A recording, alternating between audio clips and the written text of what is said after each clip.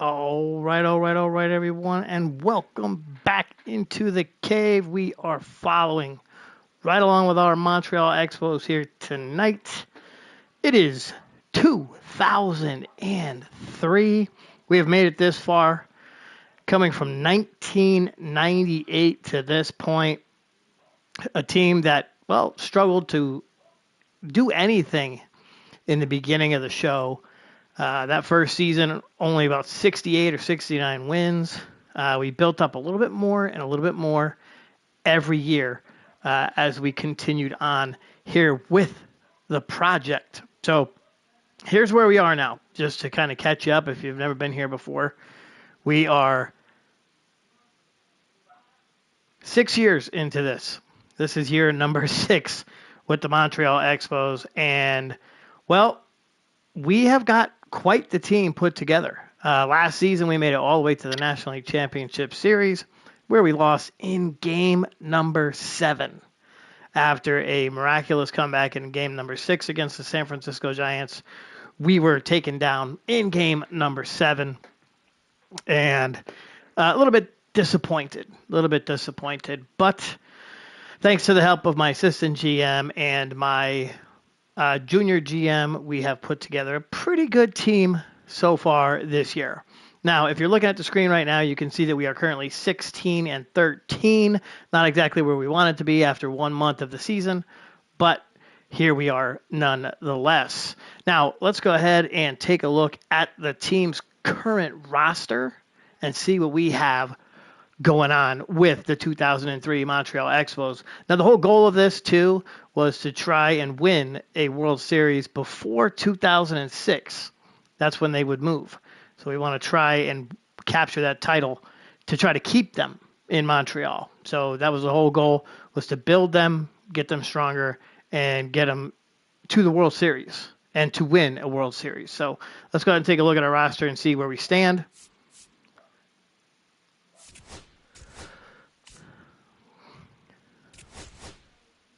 Okay, so if you've never been with us before, this is our current roster. Our pitching staff looks a little bit like this. You're going to recognize a lot of these names from the late 90s, early 2000s. Of course, there's the legendary Andy Pettitte.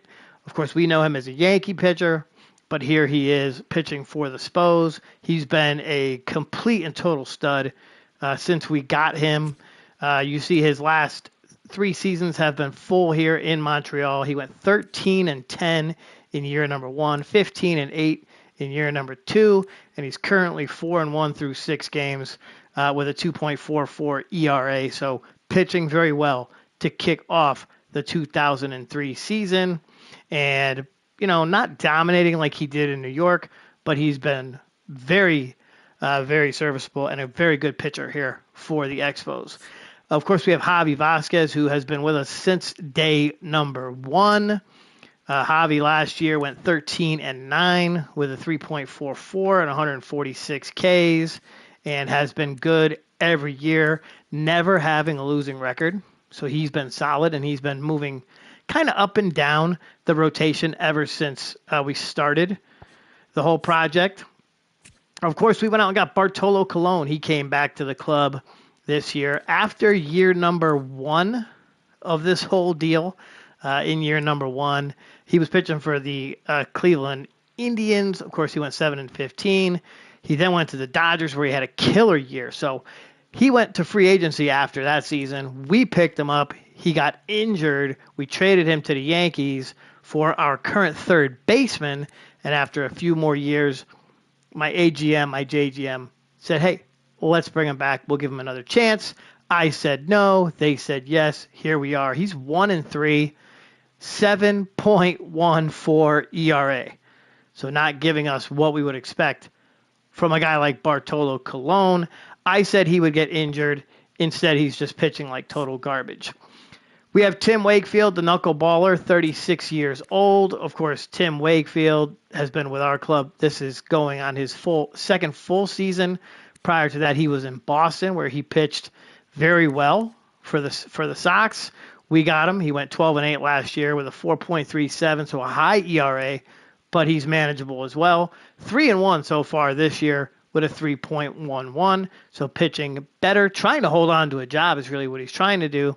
I talked about possibly moving him, but, well, I think we're going to probably have him stick around more likely for the rest of this season. Let's take a look at his contract. He's got 2 years left, so he might finish up as an Expo. Then there's Trey Moore. Trey Moore has been, well, he was our ace in year number 1. He went 15-8 with a 2.58. That was his rookie campaign, and he was second in the Cy Young voting, so he's been good. Then he kind of fell off for a couple years. Okay, you see him going 13-10. If you can't see it, it's right here: 13-10, 8-8, 6-10, 16-4, and then this year so far in 7 games, 4 of them started. He's 0-1, but we haven't really had him in the rotation. We've been kind of dabbling with CC Sabathia, who my AGM, my JGM really want to see pitching, and he's a rookie. CC is a rookie, and so far this year, in 1 start, he's got a no decision, 3.07 ERA with 8 Ks. So CC is going to kind of jump in and out of the rotation, switching up, I think, with Tim Wakefield and Trey Moore. More than likely, I believe, trying to get Tim Wakefield a rest when he needs it. The 36-year-old will probably need more of a rest than Trey Moore. Relief pitchers, we've got Matt Manti, who we picked up in free agency.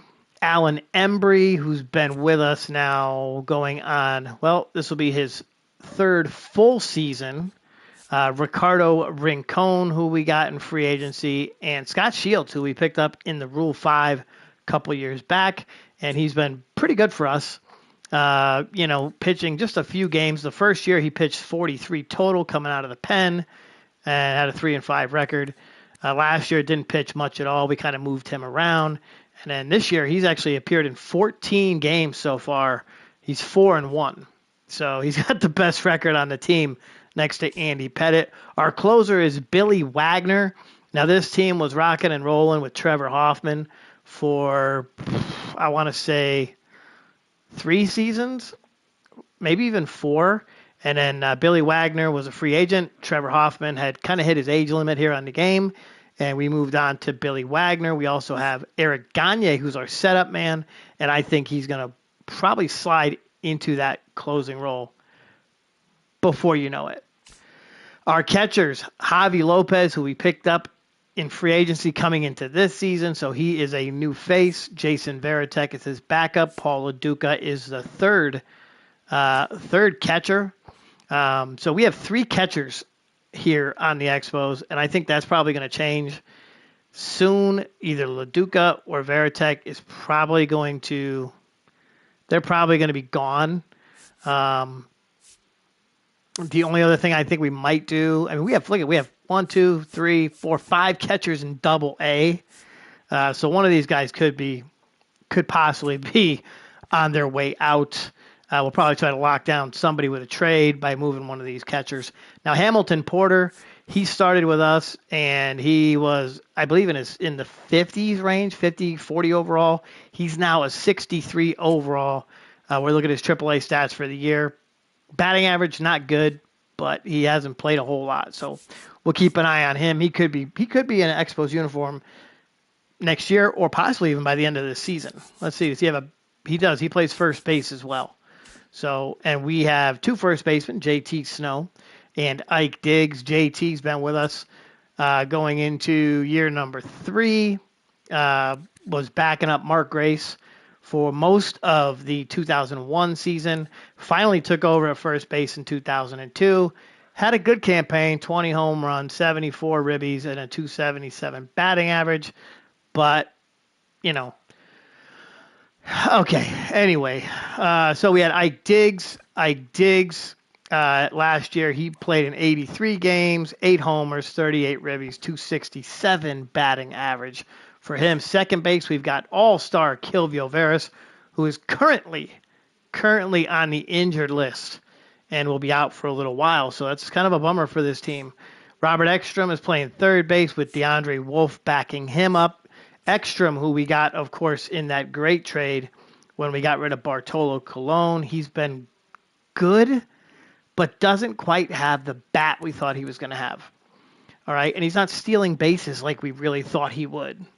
So we really thought he was going to take off and be super fast, and he just hasn't grown, and he's actually dropped in his overall. You can see on the top of the screen, he's kind of falling off. So Ekstrom kind of holding on to third base.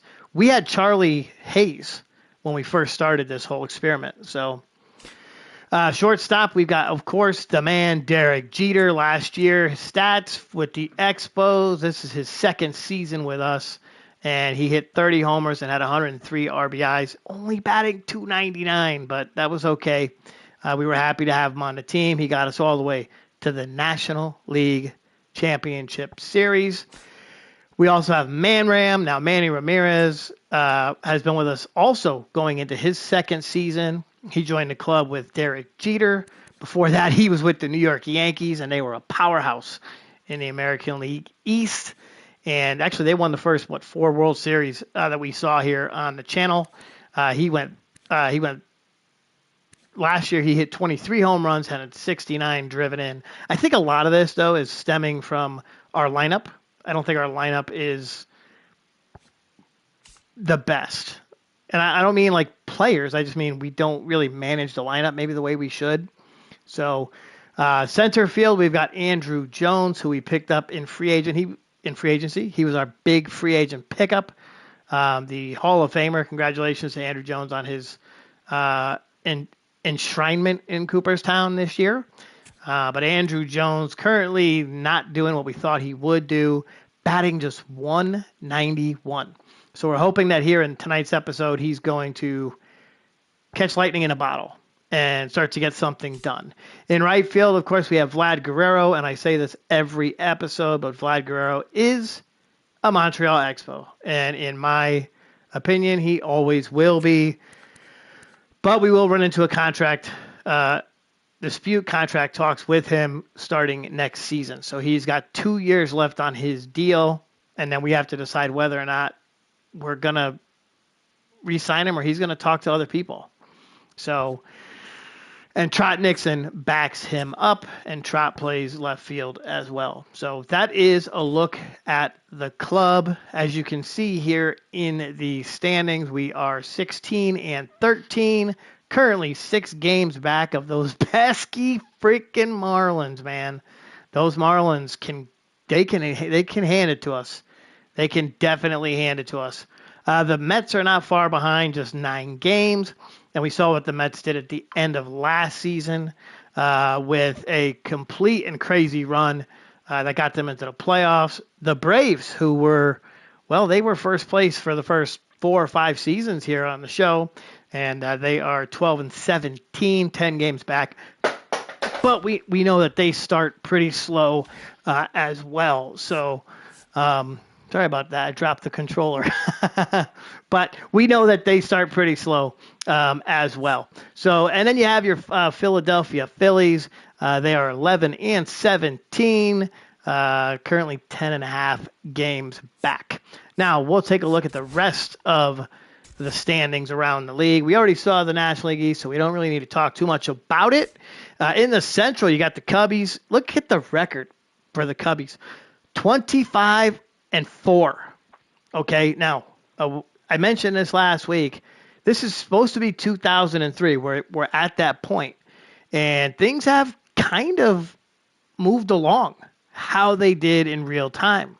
The Cubs are 25-4. In 2003, they won the division and lost to the Marlins in the National League Championship Series. So if that happened, that would be crazy, okay?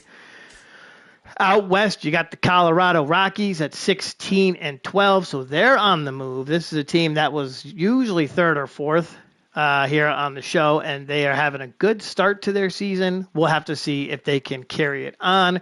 We currently hold a wild card position, second in the wild card, while tied with the Pittsburgh Pirates.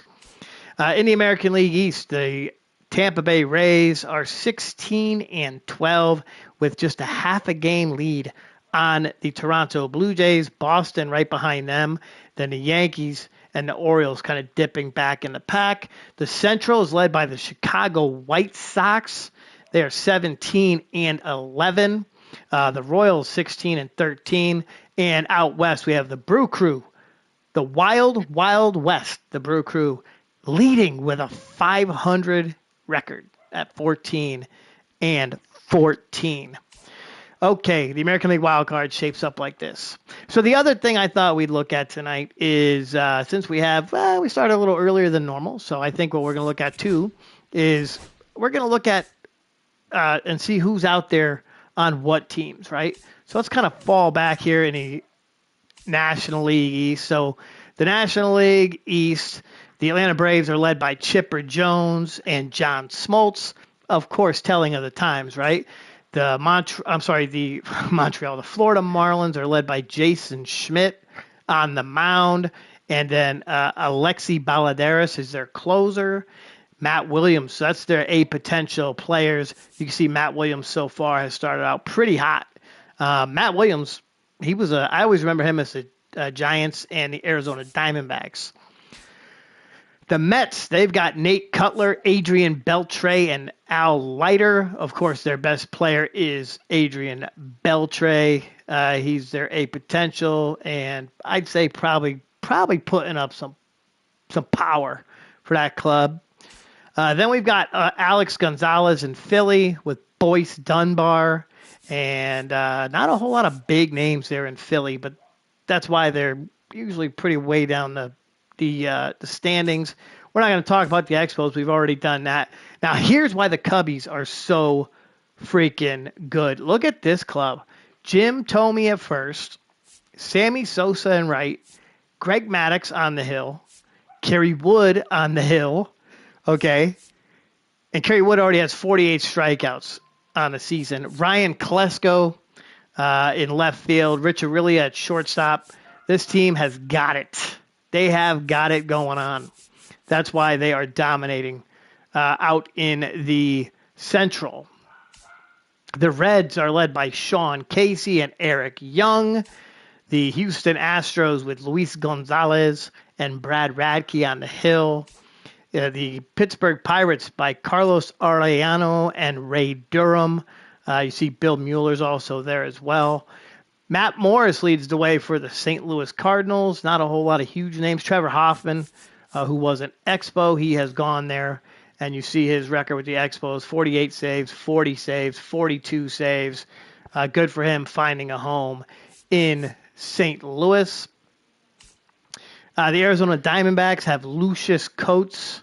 Now, when we started, of course, I don't think there was an Arizona Diamondbacks. Was there? Yeah, there might have been. But they've got Lucius Coates leading the way there for them. Elias Leon on the hill, the 20-year-old. And mark that one down. We could be making a move for this guy.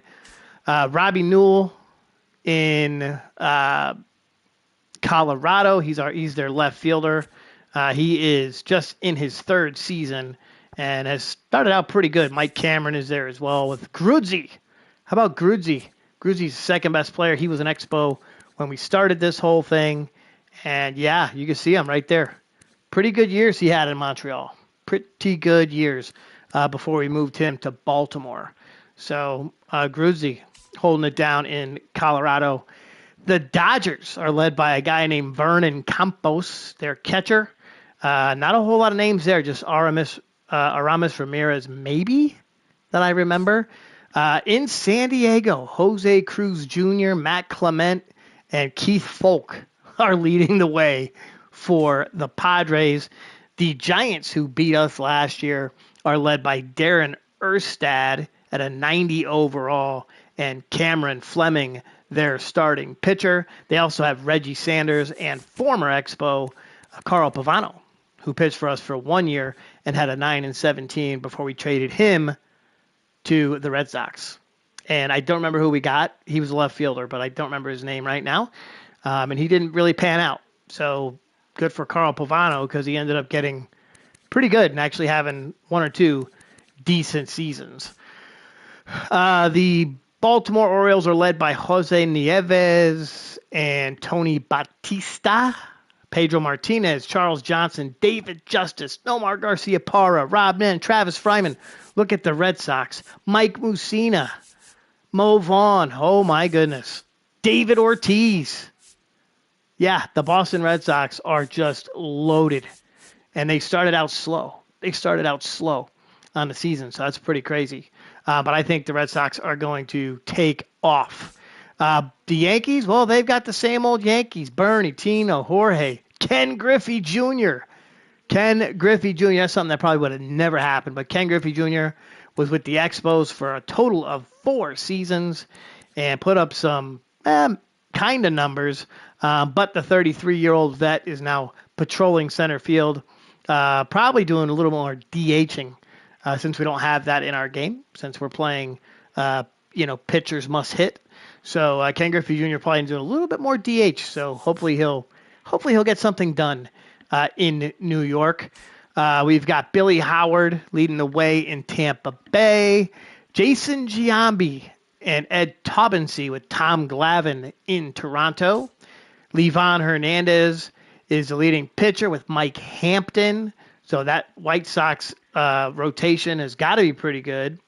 The Indians have Edgar Renteria, Chuck Knobloch, and, well, that's pretty much it. We've got the Detroit Tigers with Ricky Chappell, Johnny Damon patrolling center field, and Chan Ho Park's one of their starting pitchers, so a good pitching staff. Gary Sheffield at the age of 34, playing right field for the Royals. Mike Sweeney is their catcher. We've got the Minnesota Twins, and they have, well, nobody huge. Maybe Alex Delgado. They got a bunch of young players with a potential, so they're on the rise. Out in the West, the Wild West. Now, this is why you look at the Wild West teams. 37-year-old Sandy Alomar still holding it down, catching for the Milwaukee Brewers. Brett Boone playing second base. So a lot of veterans on that club. The Angels have Kevin Millwood, former Brave. A.J. Hinch, the catcher. Javi Valentin, a catcher as well. But not much. Not much really for them either. The A's are led by Royce Clayton and Jason Kendall. Jason Kendall is the fastest catcher on this game with a 59 speed. Eric Chavez, who we tried to get in free agency, and he just was not interested. Ended up signing a massive contract with the A's. David Ortiz, not David Ortiz, the first baseman.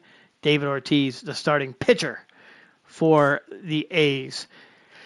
You also have Daniel Russo, not Daniel LaRusso, but Daniel Russo in Seattle with Rich Levitt. Not much there either. The Texas Rangers are led by Dan Bishop, their starting star pitcher. Orlando Cabrera at short, and he was an Expo as well. Played in 5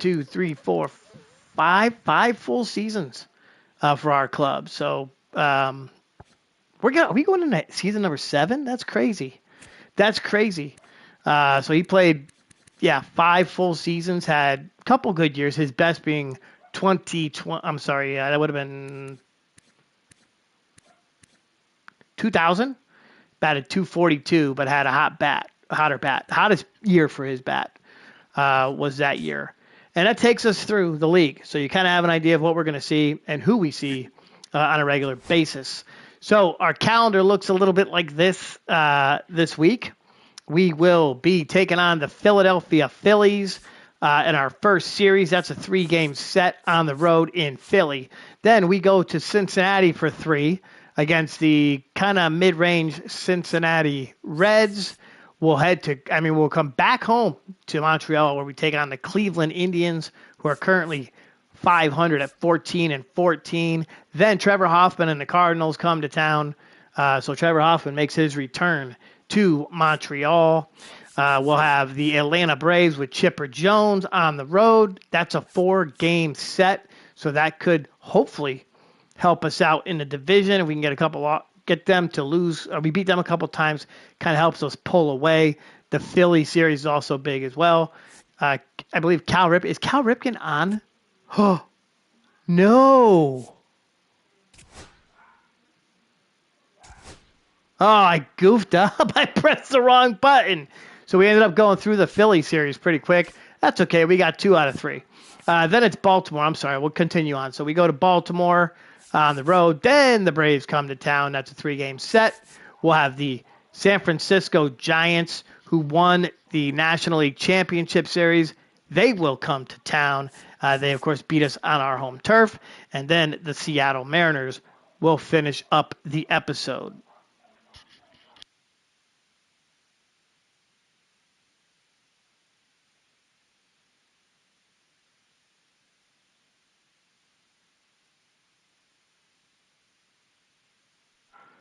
Okay. With that being said, let's go ahead and get this show on the road. Of course, I already went through the Philadelphia Phillies series because I kind of goofed it. So we'll get to see Sunday Night Baseball here in the episode. We'll get the Cincinnati Reds and CC Sabathia. So if you're a fan of CC, we'll get to see CC on a Sunday afternoon game against Cincinnati in Cincinnati. Then St. Louis comes to town that Sunday. We will also have the Baltimore Orioles, and we might finish up. I don't know. We'll see how far along we are. We'll get the San Francisco Giants. So we kick it off here in the month of May, coming off of a series victory over the Phillies. We are 18-14. Tim Wakefield goes against Hideo Nomo. Wakefield coming in at 3-1. Nomo 1-3 on the season. And we get the 14-8 victory in Cincinnati. Okay, Bartolo Colon's going to go to the hill against the Cincinnati Reds and Luis Franco. And, we get a little excitement here. So, Guerrero has a 10-game hitting streak on the line. Let's see if he can keep it alive. So, what we do is we'll jump in if we get an exciting thing happening. Yeah, we'll jump in and we'll see if we can get it done. We'll see if we can't get it done. Okay, of course, we got to go here and pick the correct team. And we just put it in the middle, and we'll see if Vladdy can't get this, keep his hit streak alive. Antonio Vasquez up in the pen for the Reds. Okay, here's Vladdy. 2-2 count, going for a 10-game hitting streak. We've got a 7-0 lead. So, and he rings them up. Okay, so no hit streak for Vladdy. When he leaves the ballpark after this one, that was his 3rd strikeout, and this one looking obviously, so he's been a little overmatched. He's got to find a way just to be more competitive up there. Okay, we'll stick around.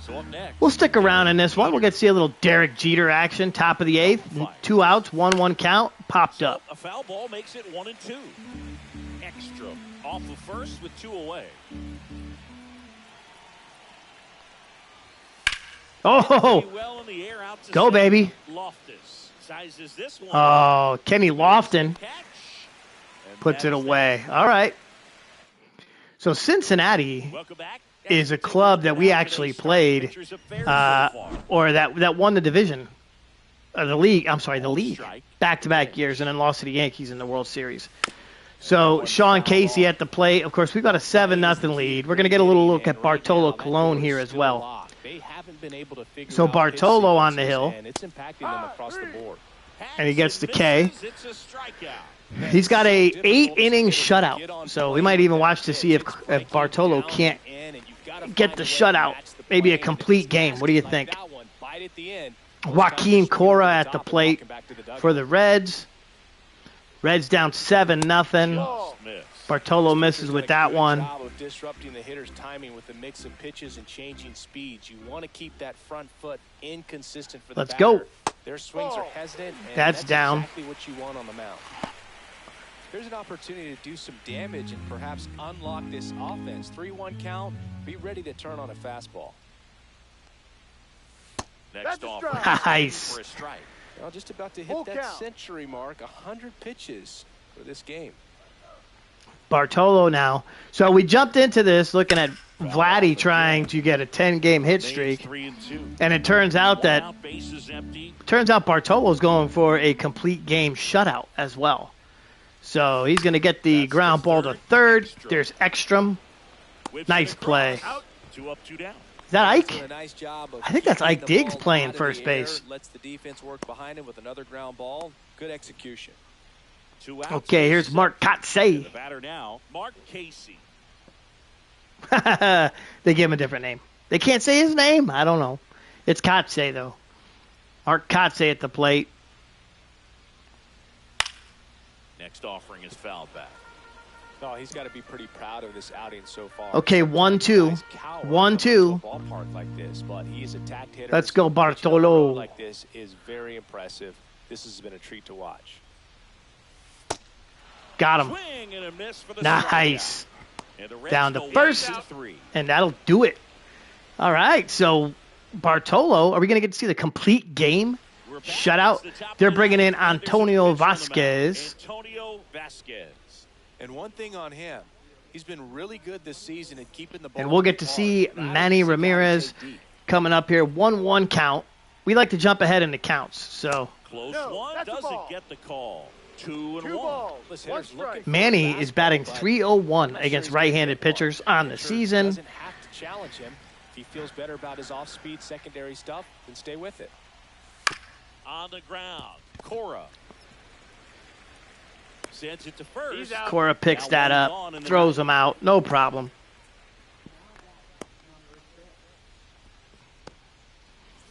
So digging in, JT Snow. Big JT coming to the plate. Base is empty, one away. Here at the top of the ninth. Let's go, JT. I just want to see some action. I feel like we watch and we never really see much. Last year in the playoffs, we got to see some stuff happen, though. We saw a crazy comeback in Game 6. And we didn't get the win. I mean, we didn't get the win of the series, but we got to see game number 6 comeback, so that was cool. JT fouls that one off. 1 out. Probably see... I don't know who's on deck. I don't know who's on deck, but we'll see. Down, base is empty. Ball misses outside. Ooh, full count. Andrew Jones on deck. Yes, we're going to get to see Andrew Jones. We spent all that money, we might as well get a look, right? JT fouls this one off. Stays in there. Little protect. Got to protect. Here we go. Here's the pitch.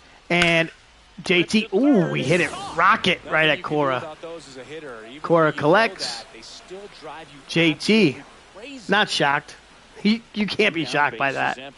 Okay, here's Andrew Jones. Andrew Jones.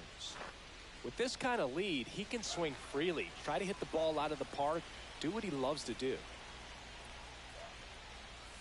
Check swing, he held up. Now 2 balls. Misses there. 2-1 to Andrew. Swing and a miss as he chases that one. Dude, he's batting 191. 198. He's batting 198 on the season. Swing and a ground ball. This is when he gets hot, though. There's a big hit. So he gets on base and keeps it going. We'll take the single. We'll take the single. All right, here we go.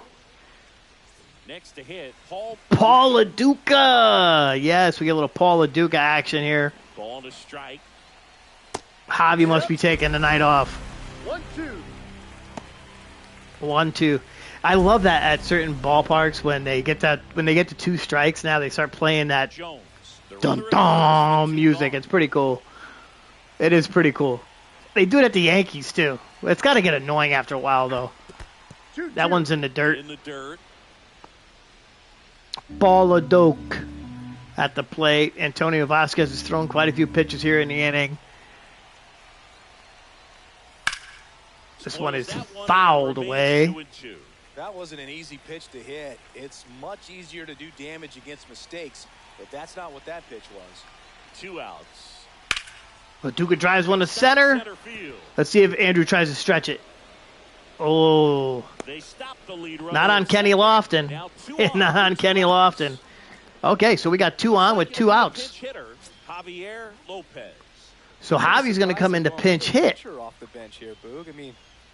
Which means, oh no, that means Bartolo's coming out. That means Bartolo's going to come out. The 2-2 on the way. Fouled off. Javi follows it up. Again. Why are we going with a pinch hitter and a 7-0 lead? Just let Bartolo hit. We know he's got power. Down to the dirt, And he strikes him out. Throw to first. That completes the strikeout, inning over. 2 left on. So we're not going to see the complete game shutout after all. Number 9. Nope. Back now as they hand the ball to a fresh arm to start the Okay. of the ninth.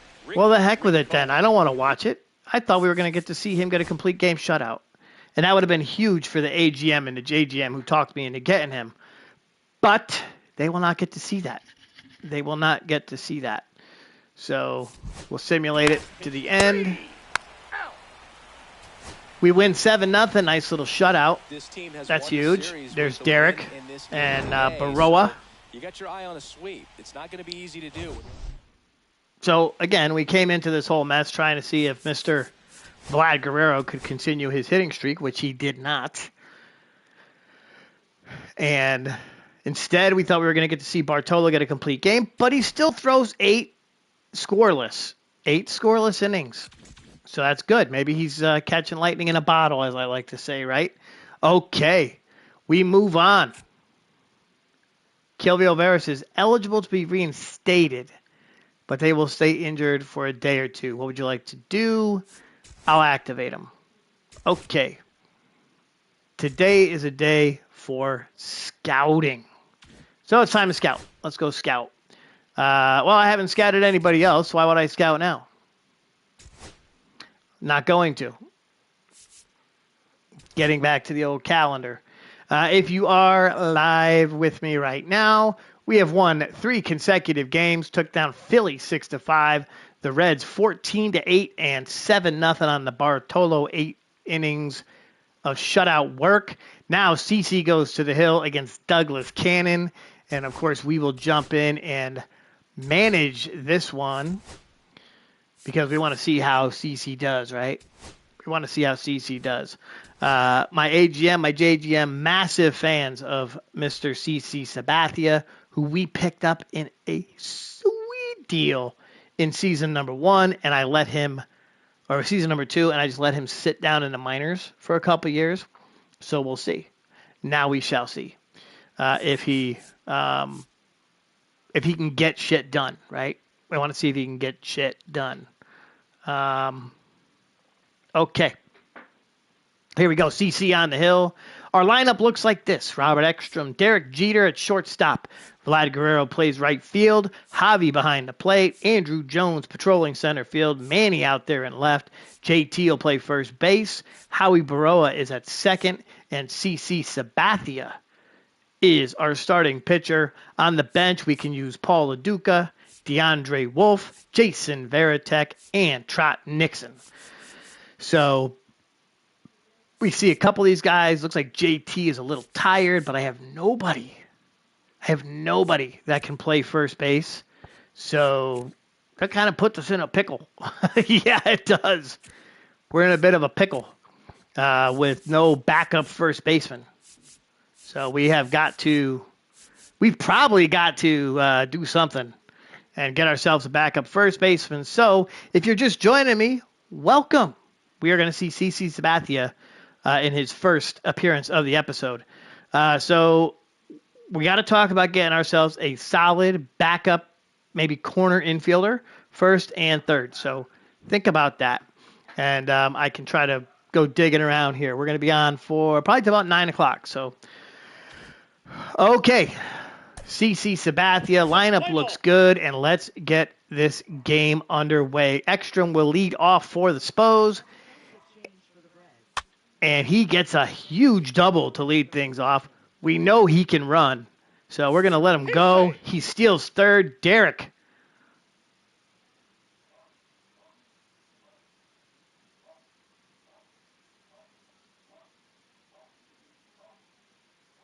Wow. Hold on just a second.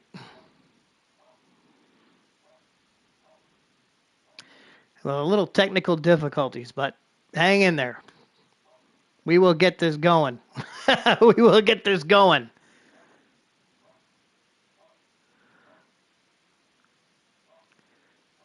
Faux show.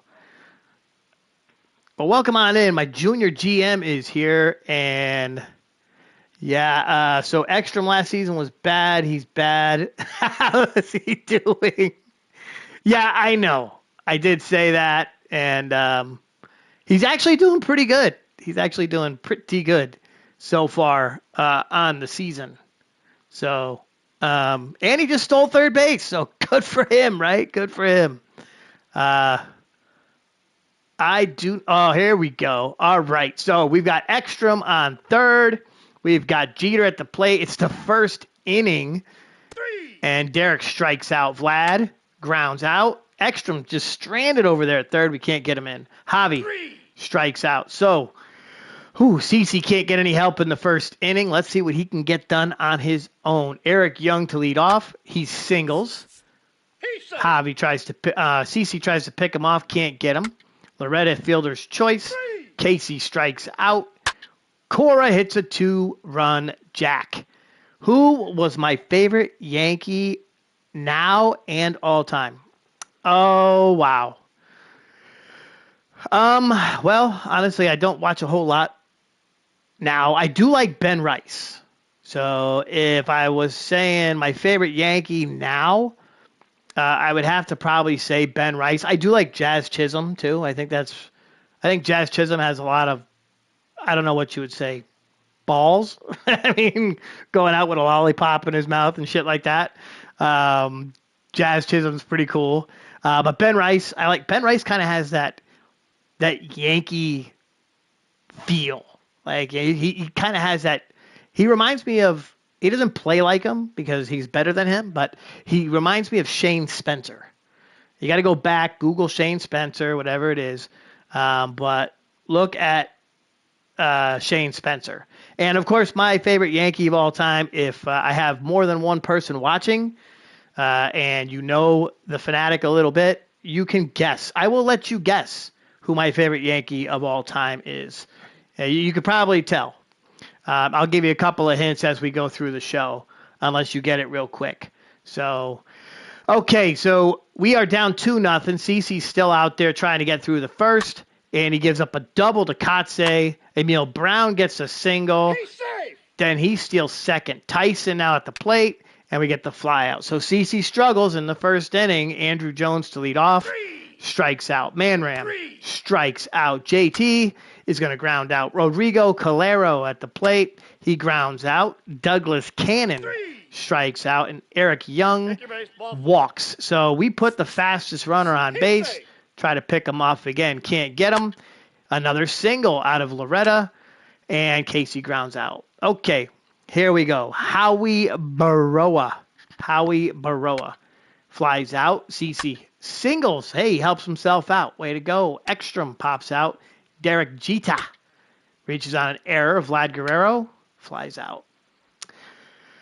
Okay, CeCe, we might have to get through this one with your arm. So let's see what we can do. Joaquin Cora hits a solo home run. Kotze doubles. Brown doubles. Tyson singles. But we threw out a runner at home. Calero strikes out. Cannon singles. Young singles. Loretta singles. Casey walks. Cora walks. Kotze singles. Ladies and gentlemen, CeCe Sabathia has gotten his ass kicked in this game. It's time to go to the pen. Let's go get us a long reliever. Yeah, take him out. I know, take him out. I know that's what I'm going to do. All right. Ricardo Rincon. We need someone who's got a little stamina, right? Eric Gagne. Eric Gagne is the only guy I have out in the pen who can go for a while. That's crazy. But Eric Gagne is going to come in. He gives up a... Oh, Jesus. Tyson flies out. Okay. So we're down 11-0. 11-0. Javi Lopez grounds out. Jones grounds out. Manram strikes out. Gagne is going to stay out there on the hill. He gives up a single, a double. He walks a runner. Loretta strikes out. Casey fielder's choice.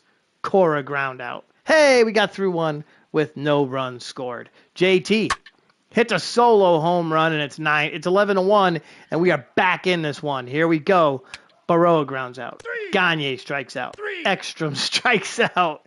Kotze to the plate, baby. Grounds out. Brown singles. Tyson, error. Calero strikes out. Cannon strikes out. So we're through 5. We're down 11-1. This is not an exciting game. This is not an exciting game at all. And we're going to simulate through our part. And Eric, we're going to simulate through the next inning. We give up another 2 runs thanks to a shitty performance from Eric Gagne. And Andrew Jones strikes out. Manram grounds out. JT grounds out. So JT Snow has the only run on his solo jack. We'll go to Shields. Shields comes in for the 7th. Strikeout. Calero double. Cannon. Pop out Burrell. Young walks. Loretta grounds out. Oh, this is bad. Howie Baroa flies out. Scotty Shields, we're going to pinch hit for him. We'll go to Wolf. Singles. Ekstrom flies out. Cheetah. We're going to leave DeAndre Wolf out there to pitch an inning. Let's see what he's got in it. Let's see what he's got in the tank. He walks 1. Gets Cora. He strikes out Cora. Gives up a double to Kotze. Walks Brown. Walks Tyson. Walks Calero. Okay, we got to take him out. That was fun, but we got to take him out. Embry's going to come in, and he gets the out. Okay, so we're down 14-1. 14-1.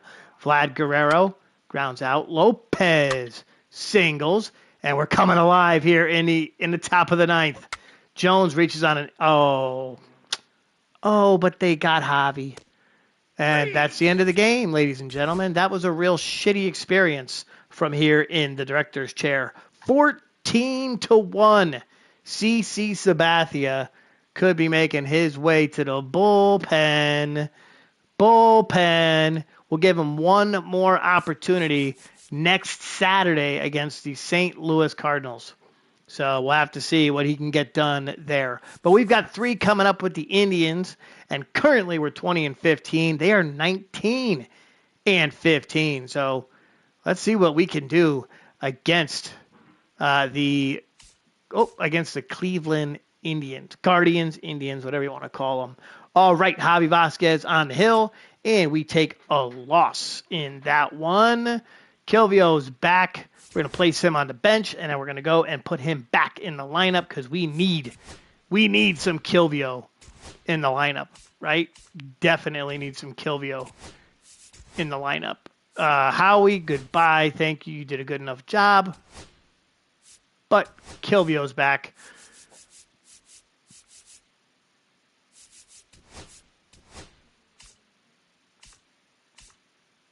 All the way around, right?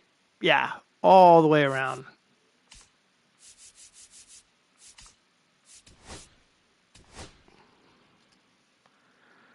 Yeah. Okay. Let's see what we got here. One more to go. Kilvio coming back off of an injury, and hopefully that'll change things up. We got a couple of look at Andrew Jones has done absolutely nothing.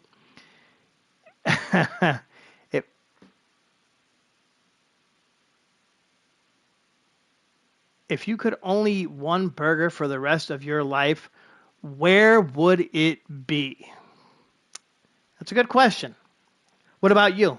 If you could only eat one burger for the rest of your life, where would it be?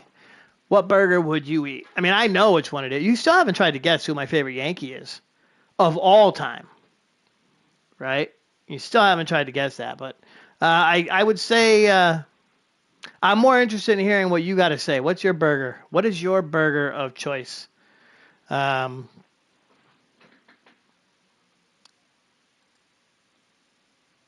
we're having technical difficulties again. The old television.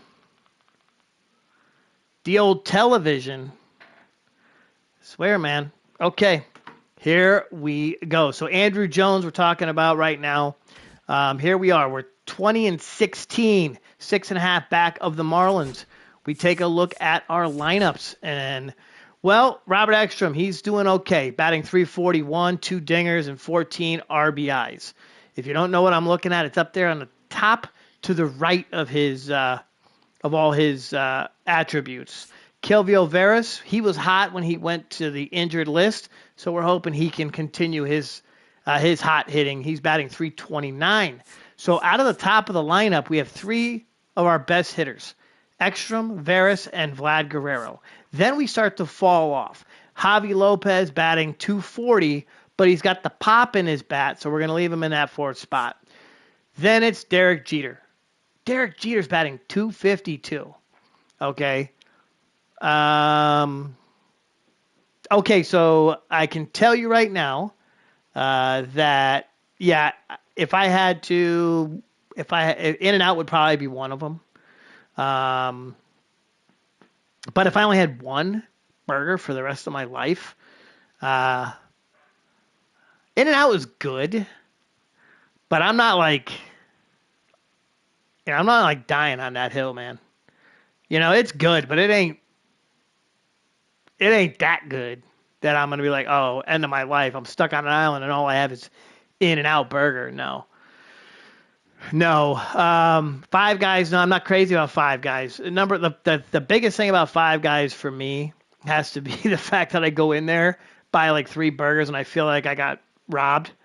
But I feel like I paid for 5 people, 5 guys, when I only bought for 2. But anyway, Derek Jeter, he's your shortstop. He's batting 252. So I don't know if this might be a lineup change that maybe kind of sparks him again. Man Ram's only batting 248. JT's at 267. And then you got Andrew Jones, a disappointment right now at 193. And Paul LaDuca, in only 30 at-bats, he's batting 367. So he's getting his shit done. All right, on the bench, hottest hitter is Howie Baroa, but he played. Now, Lou Gehrig is not my favorite player. Lou Gehrig is not my favorite player of all time. I'm not old enough to have seen Lou Gehrig play. So hint number 1 is this guy would have been in my actual lifetime. So this player would have been in my lifetime. So I have a first overall that was in my lifetime, and I have a second that was just, well, I guess no, he would have been right before my time. But he is one of my favorites but my all-time favorite is definitely from, we'll say, my childhood. There's the best go of it. Okay, so we're 20-16, currently 6.5 games behind those pesky Florida Marlins, and the Mets. They're kind of hanging around, but they're slowly falling off too. So we lost game 1 to the Indians. Andy Pettit's on the hill in game 2. And Andy Pettitte is going for the shutout in the 8th. We're going to go ahead and simulate to the end, see if he gets it done. He doesn't get the shutout, but we get the win. Welcome on into the show. If you're just joining me, we are about 2 weeks through the month of May. Good evening. Yes. Oh, well, that's not fair because you've known me longer than anybody else. But yes, Mr. Kelly, you are correct. My all-time favorite New York Yankee player of all time is currently the manager for the Philadelphia Phillies, and I actually got to see him a little bit tonight in the Field of Dreams game. It was on Netflix, but I was watching a little bit of it anyway. Don Mattingly is my all-time favorite Yankee, and a close second, I never got to see him play. He unfortunately passed right, I think, maybe a week before I was born, and that would be Thurman Munson, the captain, right? And, of course, the next captain of the Yankees was Don Mattingly. So, yeah, that's my 2 favorites. I have, quite a few over the years that were kind of like no-name guys that I really enjoyed watching play. Jimmy Leyritz I was a big Jim Leyritz guy, and he was more of like that utility kind of guy. I really liked Randy Velarde. Randy Velarde was good, but he played for a lot of other teams. But no, I never really kind of got into the whole, Yankees sign a big player and that's who I'm a fan of. I like Derek Jeter, but from the core four, I'm probably more of a Bernie Williams kind of guy. I did like Bernie Williams. So the Cleveland Indians here, game number 3. Tim Wakefield, the knuckleballer against Pedro Molina. And we're going to get the win. So we get a series victory, back-to-back series wins. Actually, we've won all 3 series here in the episode. So congratulations to our club. And we are now 22-16 on the season, heading into this 3-game series with Trevor Hoffman's St. Louis Cardinals. That's right, Trevor left the Expos in free agency and signed a doozy of a deal here in St. Louis. So here we go. Jose Jimenez will be pitching for the Cardinals. Bartolo Colon is on the hill. He's coming off an 8-inning shutout performance against the Cincinnati Reds. So AGM and JGM, that's right. Your boy Bartolo got his shit together and finally pitched a decent game for the Spos. Let's see if he can get another one. And did he get the win? Oh, Matt Manti had to come on in relief to get that. But we'll take a look at the box score and see what happened there. So good game for Andrew Jones, finally starting to get his back going. He goes 3 for 4 in this one. Had 3 ribbies, probably had a home run or 2, right? No, he did not. LaDuca hit the home run. Fielding, Derek Jeter had an error. And how about our pitching? Bartolo goes 6 innings, gives up 7 hits, 2 earned, and 4 Ks, and does not get the win. But that's okay. He pitched better. Okay. Game number 2, Steve Gallegos against CC Sabathia. Here's the other fan of the AGM, and here's another player that the AGM and the JGM have pushed for and are big fans of. Now he got his doors kicked in, as my old Little League coach would say. My old Little League coach used to tell us, okay, we'd go out there, and my very first season of 13 and over Little League, I was on the best team I think you could ever have in the league that I played in. These guys, I didn't even play. I barely played. I think I played like maybe 4 or 5 games. This was to the point in Little League where you didn't have to play every game. So I think I was just kind of on the bench. And these dudes we went 15-1, and we lost the championship. This makes no sense to me. So see, now I'm drumming up my own shit here. But we go 15-1. The other team goes 15 and this is politics in Little League. We go 15-1. The other team that we tied with goes 15-1. We both beat each other once. And they give them the championship trophy. What is that all about? We don't get co-champions or anything. They give them the champ. We don't even have a game. We should have had a goddamn game. I should go protest that now. But I looked up my old Little League field online on Google Earth, and it's gone. It's just like an empty field now. Right? It's like that song from A League of Their Own. Anyway, I digress. So, what was I saying? So CC Sabathia now taking on the St. Louis Cardinals. We're going to see if he can't get a win after getting his doors kicked in. That's what I was talking about. Did he get the win? No, Scott Shields had to help him out. Take a look at his box score, see what he did in this one. CC, what'd you do, CC? Well, he got some help from Derek Jeter, Vlad Guerrero, Andrew Jones, and Man Ram, who all homered. Big games for those guys. CC goes 4, gives up 2 Ks. Gets 2 Ks, walks 4. Really kind of struggle bus for CC, but we won the series, so that's good. Javi Vasquez now against Matt Morris. This is Sunday baseball, so we will be jumping into this one and managing ourselves. Too bad we couldn't get the CC game, so we could have watched to see if he gets his butt kicked again. Okay, so we're gonna quick manage, like we like to do here on the show.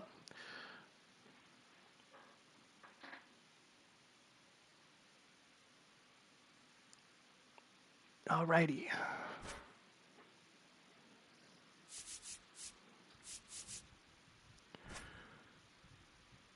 Javi on the hill. Our lineup again looks a little bit like this. Ekstrom, Jeter, Guerrero, Lopez, Jones, Ramirez, Snow, Veras, Vasquez for tonight's game. Thomas Volek to lead off against Javi, and he doubles. White strikes out. Edgar Martinez strikes out. Garrett Anderson is going to ground out. Robert Ekstrom will lead off for the Spos, and look at that batting average, 338, 2 dingers, 14 ribs. He grounds out. Jeter, who's starting to kind of catch fire a little bit until he grounds out here. Vlad grounds out. Robin Ventura, who on last week's show I did mention in my little trivia question that Robin Ventura played for the Yankees. I totally forgot about that. I remember him playing for the Mets, but not so much the Yankees. He grounds out. J.D. Drew grounds out. Mike DeFelice is going to ground out. Javi Lopez will lead off inning number 2. He strikes out. Andrew Jones grounds out. Man Ram reaches on an error. JT Snow singles and moves Manny over to third. So we got first and third here. Bottom of the second, 2 out for Veras, and he grounds out. Okay, Fritz Parson is going to lead off inning number 3 against Javi Vasquez. He grounds out. Matt Morris grounds out. Thomas Volek is going to strike out. Beautiful stuff from Javi. Now he's going to lead off inning number 3. He grounds out. Ekstrom grounds out. Derek Jeter grounds out. Rondell White. He was an Expo. He's going to ground out. Edgar grounds out. Garrett Anderson strikes out. Vladimir Guerrero flies out. Javi grounds out. Andrew Jones is going to walk. Oh, so we got a runner on base. Man Ram grounds out. Robin Ventura strikes out. J.D. Drew singles. DeFelice. Let's try to pick him off. We'll pick off Ventura. We'll pick off Drew. No. DeFelice doubles. That moves him over. Fritz Parson walks. Okay, so we set up the double play. So now they're in a little bit of a jam. Do they take Matt Morris out? They're not going to. He grounds out, but drives in a run. Volek grounds out. So it's 1-0, bottom 5. JT leading off. We got JT, then Kilvio. Vasquez has been good, so I don't think we're going to take him out in this inning. Veras gets hit by a pitch. He then steals second. Javi moves him over. Ekstrom has a chance to tie the game up with one swing of the bat, and he grounds out. Rondell White strikes out. Edgar Martinez grounds out. Garrett Anderson is going to ground out. Derek Jeter. Okay. Bottom of the 6th, we need to get something going here. He singles. Beautiful. Derek gets caught stealing second base. Vlad singles. Javi, double play. Bad inning. I shouldn't have tried to steal with Derek Jeter. From now on, I'm going to let you guys make. I'm just going to put it up there and say you make the call. Robin Ventura strikes out. J.D. Drew grounds out. Mike DeFelice grounds out. So Javi's gone 7 innings and really been good. Just 3 hits and 1 run. Andrew Jones grounds out. Man Ram strikes out. JT Snow doubles. Okay. Has anyone know? Manny Ramirez has been kind of that. Maybe that's not a good spot in the lineup for him. I was talking about that. Maybe that's not a good spot in the lineup. Maybe 6 is not good. Maybe we got to put him in, 3 or 4 to kind of get something going because he's just not doing much. Kilvio walks again. Now we're going to pull Javi. We got to pull Javi. So I'm going to pull Javi, and I'm going to go to the hottest bat on the bench, and that's Paul LaDuca. And Paul LaDuca coming up, and he strikes out. Paul LaDuca is going to come out. We're going to go 8th inning to Ricardo Rincon. He gives up a single. Matt Morris with the sack bunt. Pretty smart there by Matt Morris. Volek grounds out. Rondell singles. That moves Fritz over to third, and we got a little action here. time to take Ricardo Rincon out. I don't know why. Why is... Oh, Moore... Oh, that's right. Moore's in the bullpen. Moore's in the bullpen because CC has been starting. So I don't know if we go to Moore. Do we go to Moore? Nah, it's too late in the game. We'll go to Alan Embry. He gives up a single. It's now 2-0. He gives up another single and gets out of the inning. So we're down 3 now with Robert Ekstrom to kick it off. He grounds out. Derek grounds out. Vlad pops up. This could be it. It could be 2 games we watch where we get beat. JD grounds out. Mike DeFelice reaches on an error. We'll try to pick him off. Can't get him. Parson flies out. Matt Morris, he's going to come out. No, they let him in. So he's going to stay in for the complete game. We can't have this shit happen. Javi, do something. Grounds out. Jones, doubles. Okay, let's get something going here now. Manram, I was calling you out in the last inning, or during your last at bat. Let's see if you can get something done. He grounds out. JT, one swing of the bat. He's going to make this a 3-2 game. No, he strikes out. So we get shut out. Shut out going for the sweep. And Javi pitched good. He really did pitch good. I mean, there was only 1 run. We had to switch him out when we got into that position where we needed a pinch hitter. So kind of is what it is. Atlanta. Now we're going to head on the road. So not bad. Okay, we've played 4 series so far, and we've won 4 series. So we've won 8 games tonight. We're 8-4. Not awful. Not awful. Okay, Atlanta. We're heading to Atlanta. Andy Pettit will be on the hill against Chris Carpenter in game 1 of that series. Andy Pettit, 5-1 on the season, 2.31 ERA, and we take the loss. Of course, it's Ricardo Rincon, probably our worst bullpen pitcher, taking the loss on that one. Let's see exactly why. Let's see what he did. Let's see what Rincon did.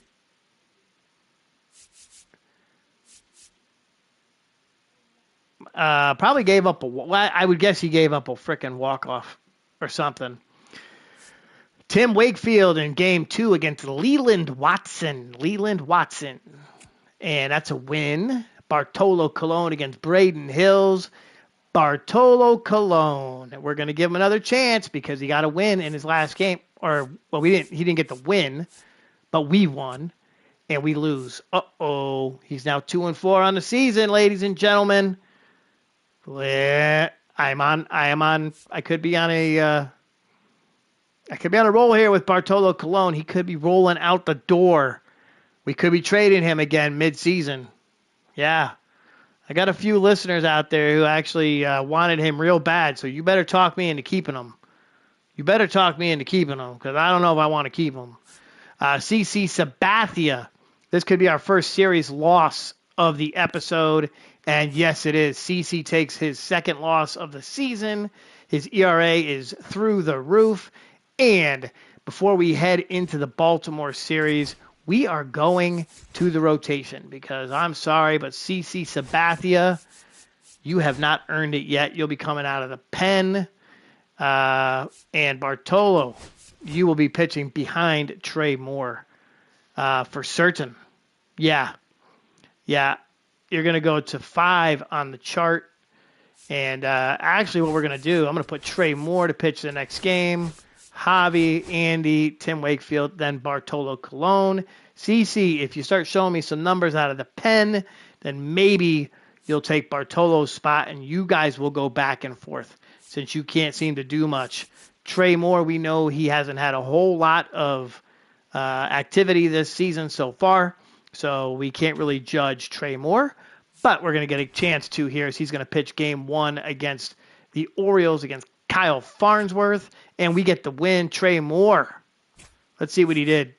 Trey Moore goes 6 innings, 5 hits allowed, only 1 earned run. Beautiful with 9 Ks. So Trey Moore getting his shit done here for the Expos, and I don't know why I stray away from him.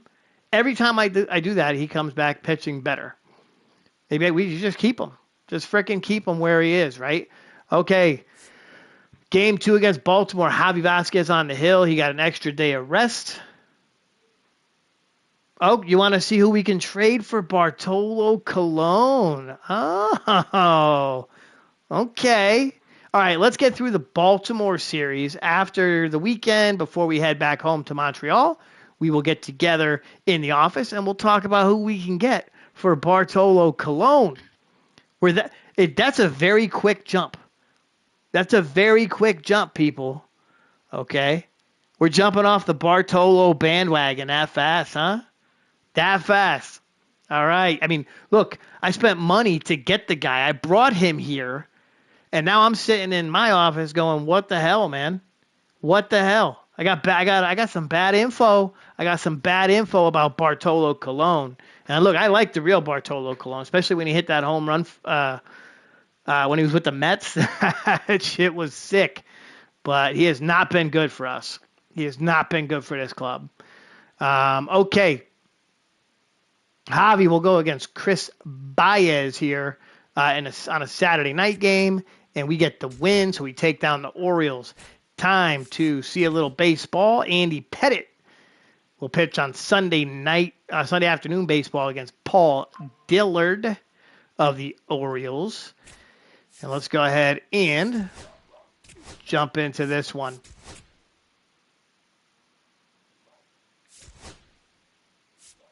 We're going to quick manage, as we like to do here on the show. 27-20 on the season coming into this one. This one will be played in Camden Yards. So if we get a chance at any point tonight, we'll get to see Camden Yards. I've been there. That's one of my, you know what? I've been to Old Yankee Stadium. I've never been to New Yankee Stadium. Went to Shea Stadium. Went to Qualcomm, Petco. What's the other one here? Angel Stadium. But Camden Yards, what a place to see a baseball game. Right? I always thought it was like really cool when it first opened and you had the whole building out in the outfield. I always thought that was really cool. But I got to go there. A cousin of ours took me there to see when Cal Ripken was playing. And I'm a big Cal Ripken fan. A lot of folks don't know that here on the channel. But yes, I am a Yankee fan, but my all-time favorite player is Cal Ripken Jr. because I played shortstop. And, well, I kind of like on the baseball field, I tried to be like him, right? Play every game, even though if I didn't start, but I tried to play every game and play every game hard. But anyway, here we go. We're taking on the Orioles. We are on the road taking on the Orioles, which means we have a DH, and it's going to be Paul LaDuca. Look at the lineup over there on the right. Okay, Ekstrom will lead off. He gets a single right out of the gate. He then steals second. Kilvio bunts him over. Vladdy pops out. Javi strikes out. Paul Sullivan to lead off for the Orioles against Andy Pettit. Look at Andy Pettit's numbers, baby. 5-1, 2.53 ERA, 66 Ks, and he gives up a solo jack on the first pitch of the game to Mr. Sullivan. Mr. Sullivan. Adrian Brown now strikes out. Jeff Cirillo grounds out. Tony Batista is going to single. Rocky Rasmussen. Rocky Raccoon. That's what I'm going to call him for the rest of this episode. Paul Dillard to Derek Jeter. He walks him. Manram. Fielder's choice. JT. Singles. Andrew Jones grounds out, but it moves the runners to second and third. Paul LaDuca, hottest bat on the club, flies out. Carlos Beltran. Did Carlos Beltran just go in the Hall of Fame too? Right? Was it Carlos Beltran? Yeah, I don't know. I don't remember if it was him, but Carlos Beltran is going to walk. We'll try to pick him off. Can't get him. Kelly Stinnett grounds into a double play. Greg Colburn ground out. Robert Ekstrom singles again. Uh-oh. Oh, no. Oh, no. Wolf is pinch running because something happened to our boy. Robert Ekstrom just got hurt again. Oh, no. That is not good. I hate when it does that. I wish it would tell me what the hell just happened. I really do. Okay. Kilvio Veras bunts but moves Wolf over. Vladdy grounds out. Javi singles, but it's not enough to get Wolf in. Derek Jeter walks. We got bases juice for Man Ram. And boom, we get to tie. All right, so good. Somebody got thrown out, but we get tie. I know. Every season he gets hurt. Okay. So Bartolo is shit, and the guy we traded Bartolo for has not been great.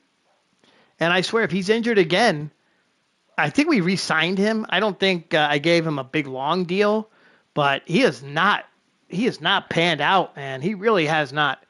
That's funny how this works, right? It's kind of like real life shit here when we're doing this. And if you've been following along the whole time, we had him in his rookie year. We got him from the Yankees. He was a huge prospect, comes over, catches lightning in a bottle. And I said that like 3 times in this episode. It's great. It's like I looked it up online and it said, use this tonight. But lightning in a bottle, and he was on fire, got hurt, boom, shut down. He has not been good since then. And I think he came out and had like home. It was like kind of like the Ricky Henderson thing in season 1 or season 2 when Ricky Henderson was just so good and then got hurt.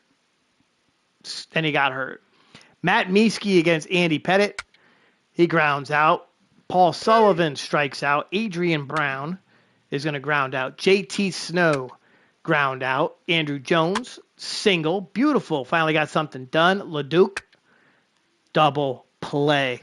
All right, Jeff Cirillo singles. Tony Batista singles.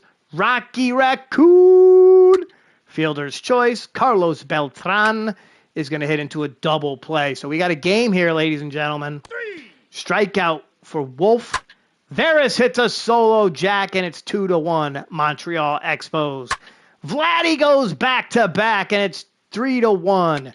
Javi grounds out. Jeter is going to fly out. So we get back-to-back jacks from, who was it now?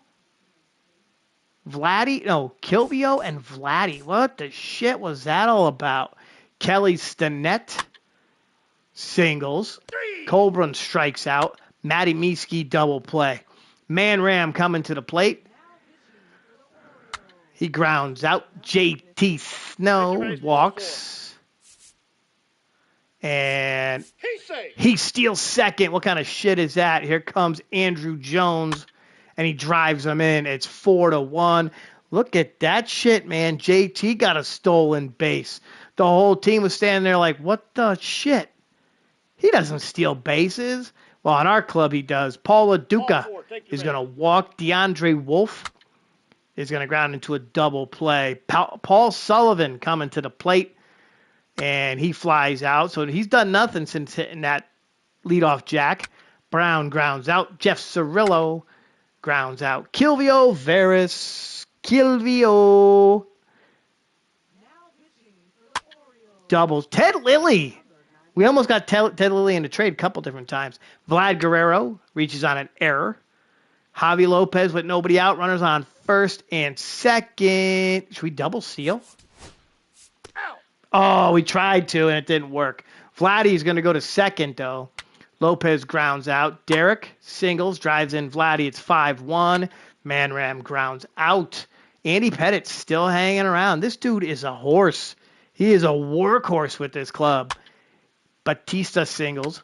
Rocky Raccoon double play. Beltran pops up. JT Snow singles. Can he steal his second base of the night? He's safe. Sure he can. Why the hell not?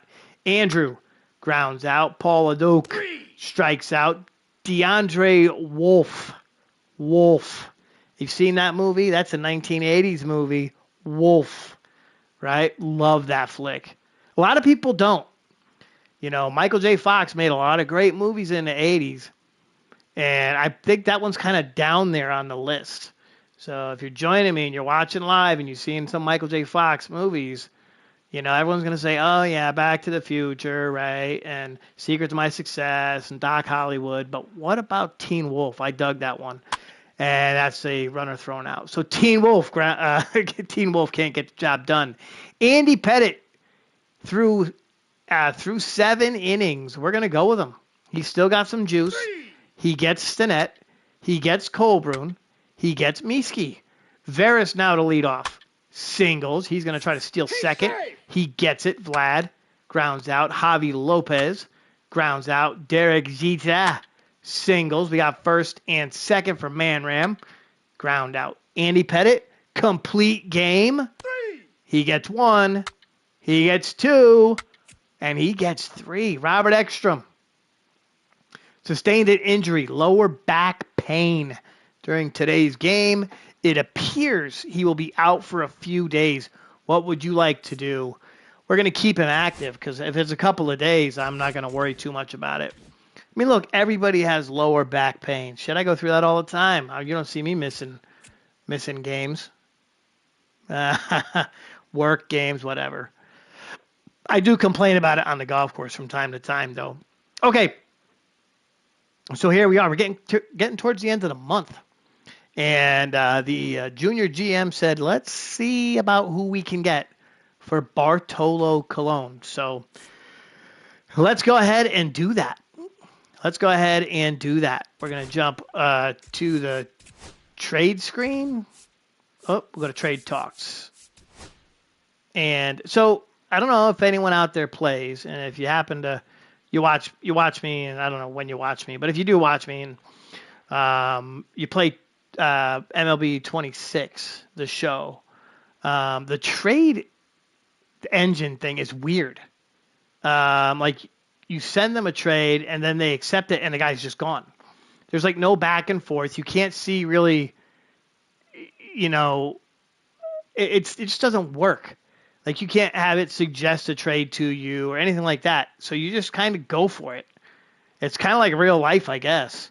At least here, you put a player up there and you see what you can get for him. On the new game, you're just throwing him out there, and if he's gone, he's gone. If he's gone, he's gone. It's crazy.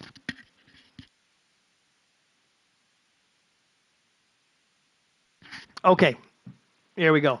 So we're gonna take a look at Bartolo Colon. So I do have this guy right here, Booker House. Right, he's 2 for 4 down in AAA right now. I think he's ready to come up. He's a beat potential 75 overall. I wanted to start him this season, but we went with Bartolo instead. The experiment that is Bartolo Colon and his $16.5 million contract for 1 year, which I think we are not going to get anybody to bite on that shit. But we cannot get rid of him until June 15th. Yeah, see what that says? This player is in the first year of a free agent contract and cannot be traded before June 15th. So we are stuck with him for at least another month. So I think we throw him in the bullpen and give CeCe his due. Maybe send CeCe down to the minors. Let's take a look here. What can we do with Mr. CeCe Sabathia? So CeCe has only been sent down to the minors once. So we can put him down in the minors, bring Booker House up, and throw Bartolo in the pen. Or we can keep CeCe up and can we send? No, we can't send Bartolo down. Oh, we might be able to. I don't know.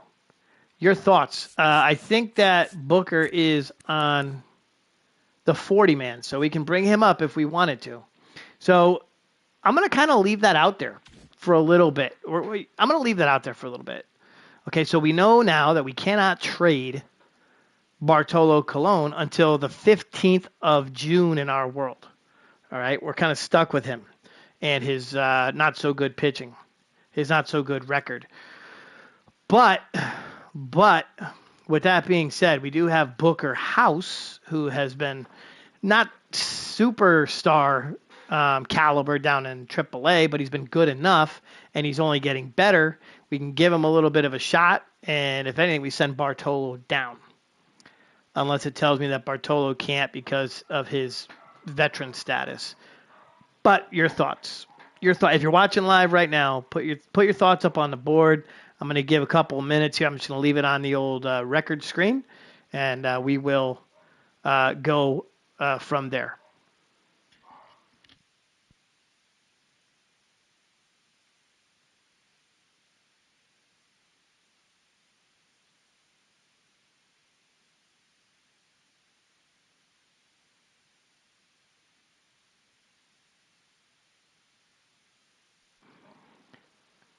There was a pitcher on the Orioles. Is that what you're saying? There was a pitcher on the Orioles. Okay, well, who are we talking about? Who are we talking about? Let's take a look. That you want to trade for?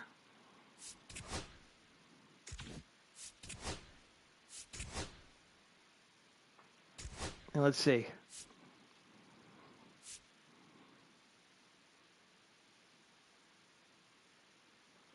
But we can't trade Bartolo yet, right? We have to wait. We got to wait till the 15th. But who are we talking about here? Let's take a look at their pitchers. Adrian Lantigua. Who, Brett Saberhagen? Shit, I'd rather have Brett Saberhagen than goddamn Bartolo Colon. He's 3-1 on the season, right? Oh, Paul Dillard. Okay, Paul Dillard. Let's see what he's done. He's 22 years old. That would be pretty good. Only making half the salary. Well, let's see what they would want. From us. They would want Vladimir Guerrero and Booker House. This guy must be a freaking stud. I'm not trading Vladimir Guerrero. I've already said that numerous times. Even though it would free up, we would open up $37 million in salary. And I think that Vlad played for the Orioles, didn't he? Did he play for the Orioles for a little bit? But no, we're not trading Vladimir Guerrero. So sorry, we don't want Paul Dillard that bad. But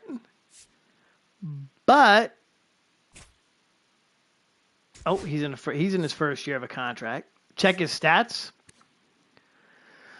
Okay, here is your Paul Dillard stats for my junior GM.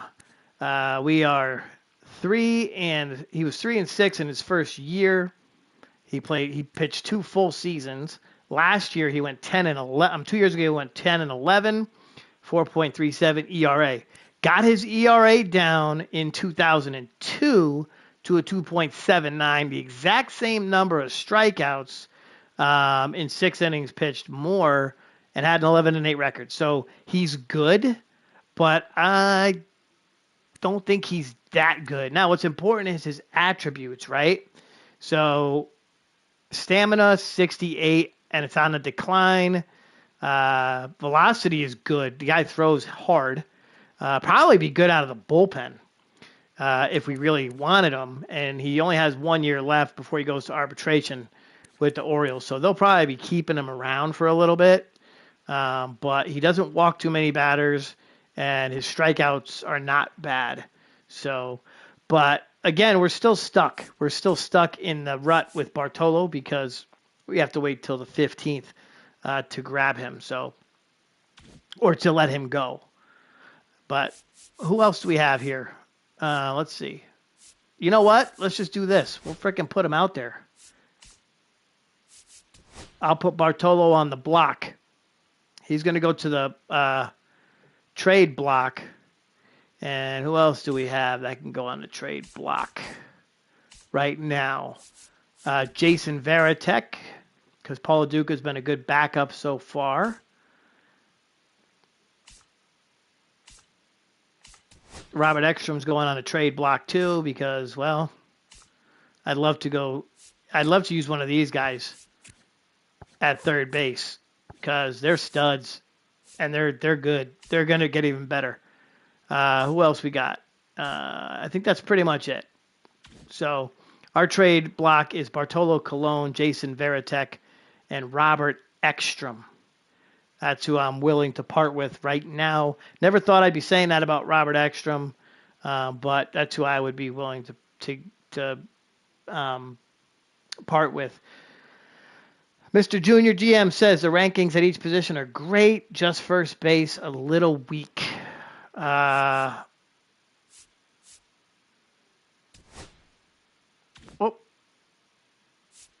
Yeah, yeah, I agree, right? Oh, you want to keep Ekstrom? You think okay, well, sell me on it, kid. Tell me why I should keep him, because he hasn't been doing jack squat, right? Let's look at him. Let's look at him. Look at his stats, okay? Let's take a look here. So he's batting 306 in the first season, okay? And that was an injury-plagued season, 102 games played. And we started him right from the get. Right from the get. We got him, and we started him right from the get. He was 21 years old. And he hit 8 homers, 48 RBIs, right? He's young and has the best batting average on the whole team. Okay, he does have the best batting average on the whole team right now at 341, but there is a studly outfielder who is batting 301 and delivering, right, with his 10 ribbies. So, I'm sorry, his 10 homers and 31 RBIs. Maybe we put him somewhere else in the lineup when he comes back, and we go back to the old way of doing things, putting Kilvio at the top, followed by Derek Jeter, and we put Ekstrom in a position to where he's driving in runs instead of leading off with hits and stealing bases, right? Maybe we put him in a safer spot, kind of cushion him a little bit, pad him so he's not risking injury, okay? So remind me of that when we get to that spot. When he comes back, then we'll discuss that and we'll see what we need to do. We could be, I mean, look, I don't really want to move on from him, but if I'm talking to the same junior GM, if somebody comes at us with a third baseman who's defensive and can hit and can give us a good couple 4 or 5 years and possibly a run to the playoffs, you're going to want him. You're going to want him. So, because your whole thing was win, right? Win now. That's why we got the guys we have. So that's why we're going to have to stay. Hopefully we're going to have to, make moves to win. We got there last year, and we were right on the edge, and Ekstrom's not a guy that got us there because he got injured in the playoffs. So that's just me talking, see? He's not even a real guy, but I want to win. I'm like Nacho Libre. I want to win, right? That's what I want. I want to win now. So, okay, we're heading to, or Atlanta is coming to town. Tim Wakefield, the knuckleballer, goes against Braden Hills in game 1. We take a loss. Bartolo in game 2. That's a loss. Ekstrom no longer injured. Let's go ahead and place him on the bench. Go back to the lineups. Okay, so Robert, you're back from your injury. So here's how we're going to do this. Robert Ekstrom. Very good contact against right-handers and left-handers. Wolf is good. Well, he's okay. But he's no Robert Ekstrom when it comes to contact. That's what we need. And his fielding is better, too. So we're going to go here. We're going to put Robert Ekstrom back into the lineup in all his spots.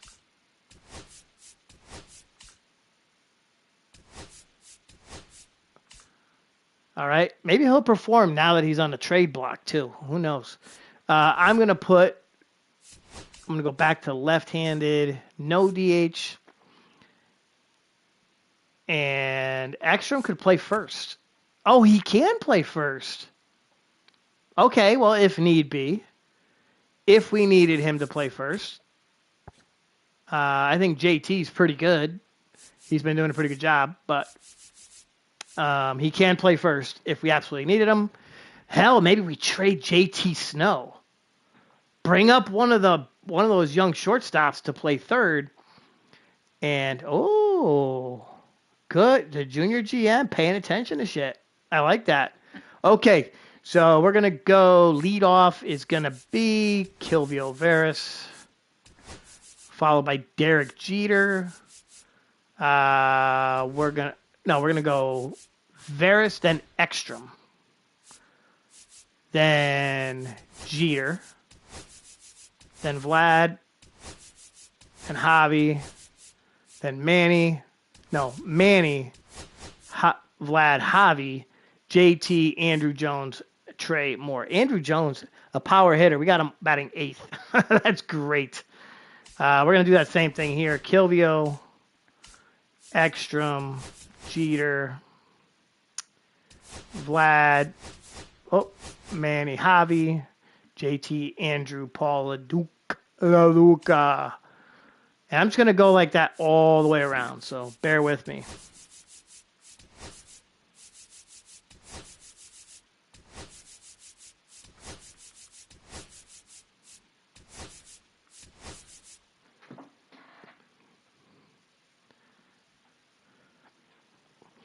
You want me to start extra? Okay, we can do that. We'll start Ekstrom at first for one game. I'd be happy to do that.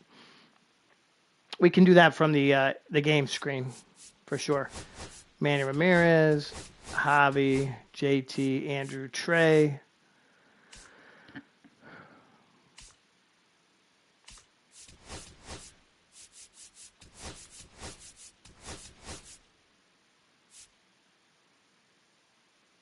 DeAndre Wolf would be our...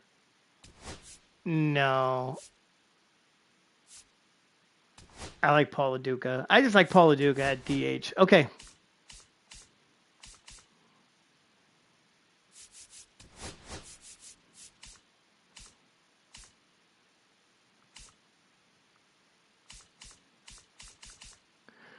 All right. So lineups are fixed. Going back to the pitching rotation. Bartolo, you're coming out. CeCe's going there.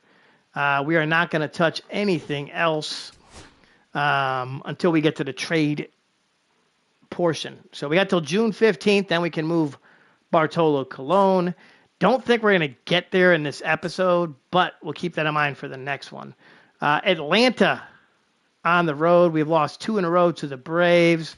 We are currently 4.5 games back of the Marlins and making and gaining ground. We take a loss. That's our first sweeps. Yeah, the sweeps. We lost 3 straight to the Atlanta Braves. San Francisco comes to town, and we get the win. That's a Javi Vasquez win. He goes to 3-3 on the season. Andy Pettitte trying to go to 7-1, and we take a loss there, and we get the win. So we get the series, and I don't know why I skipped through that. I skipped through that game. Seattle now. 3 in Seattle. We get the win. That was Billy Wagner picking up a win. Trey Moore. He's going to get us another win. The Braves are interested in offering us a trade. Do we view it? Yeah, let's view it. Richie Hodges, a catcher for JT Snow. Yeah, I don't think so. Okay, so this makes for some interesting talk, though. So JT Snow, I didn't put JT Snow on the block, but JT is on. They offered me a trade for JT Snow, and the Braves. We know that Ekstrom can move into to play first base, right? We were just talking about this. Me and the junior GM. He could jump in there and play first base. So, do we explore what the Braves have in for pitchers? Now, we don't have money to spend, is the thing.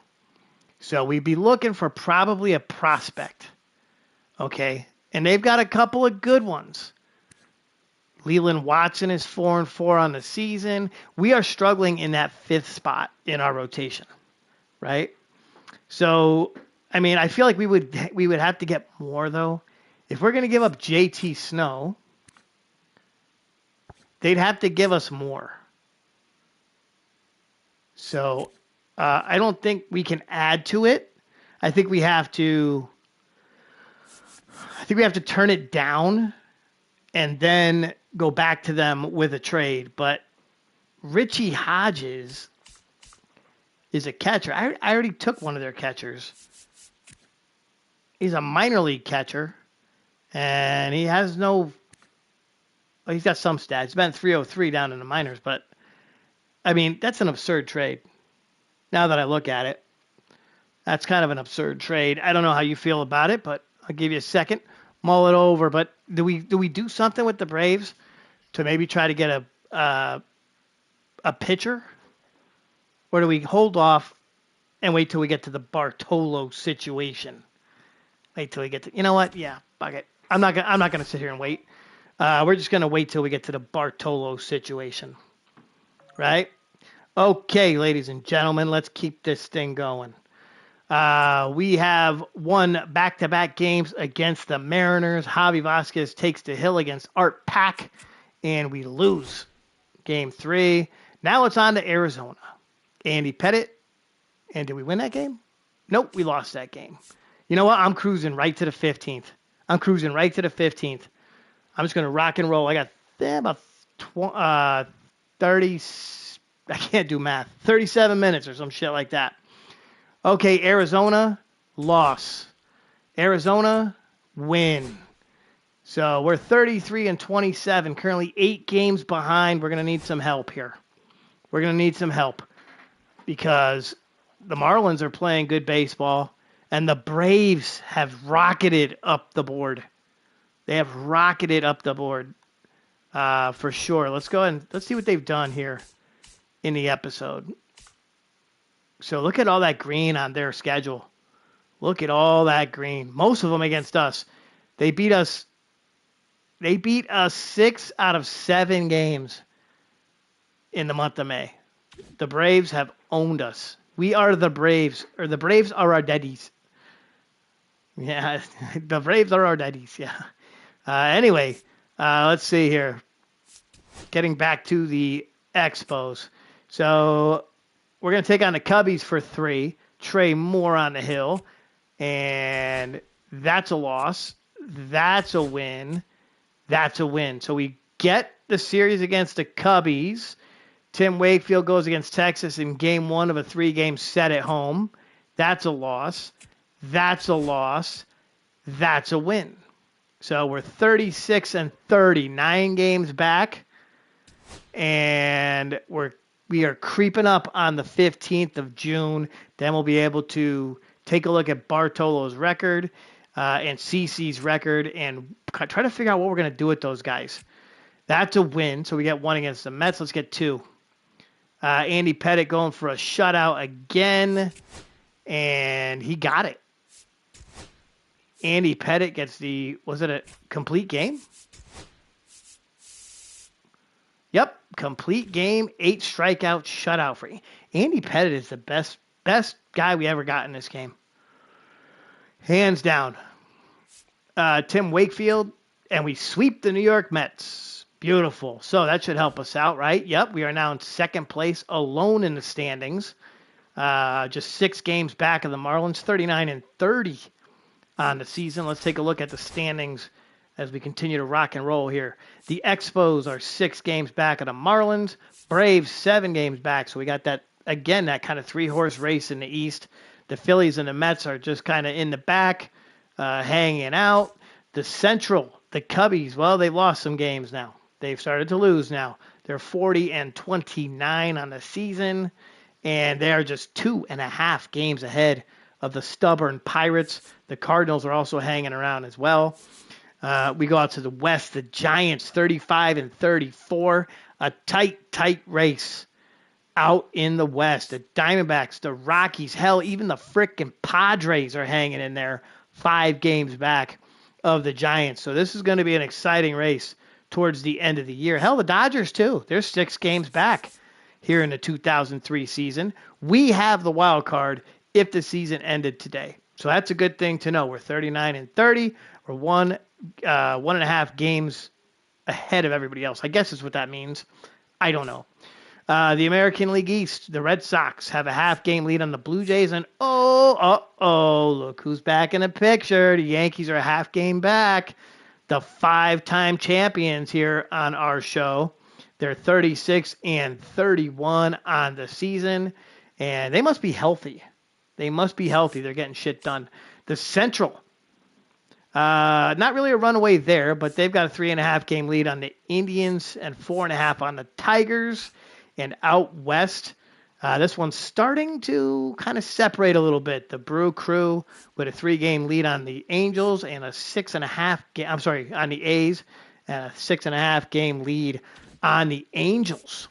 So we're kind of flying through this here tonight, right? We've done a lot more than we normally would.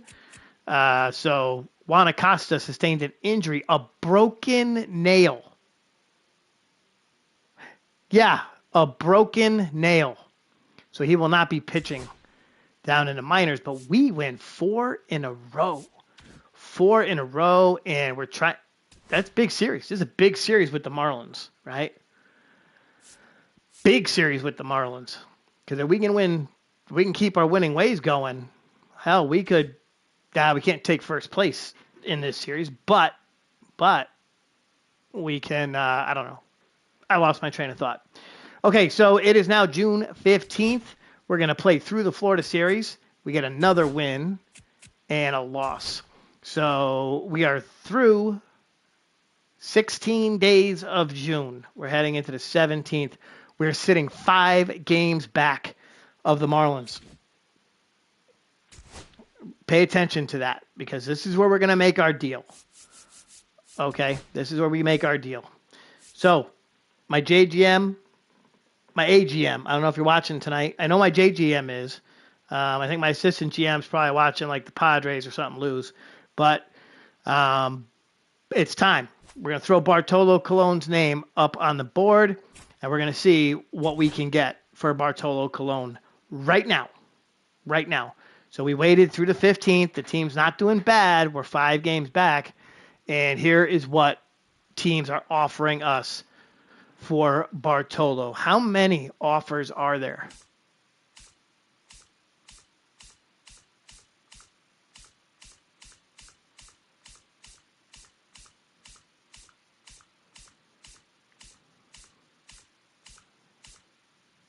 Okay, so there's 27 offers on the table for Bartolo Colon, right? And I'd love to try to get a 5th rotation pitcher, dump his salary, bring in a pitcher that can go 5 in the rotation. Or we try to strengthen first base with a trade, maybe get a prospect who can play first base, right? You bring Booker House up to the bigs. He goes to the he goes to the rotation, and he kind of rotates in that rotation with CC Sabathia, right? CC goes against the weaker teams.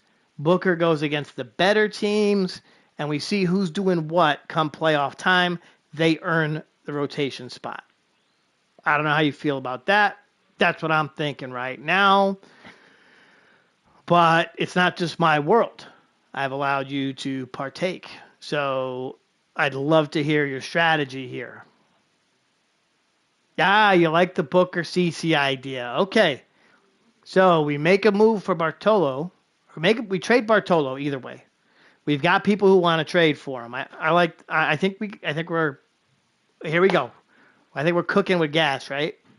So we've got the Bartolo situation. We can get rid of him. We'll just take him off the list. Our pitching staff now goes to the Booker CC rotation in that 5th spot in the rotation. Did I just say rotation in the rotation? Yeah, I think I did. They'd be swapping spots in the rotation as we go. And I think now it's a matter of where do we need strength?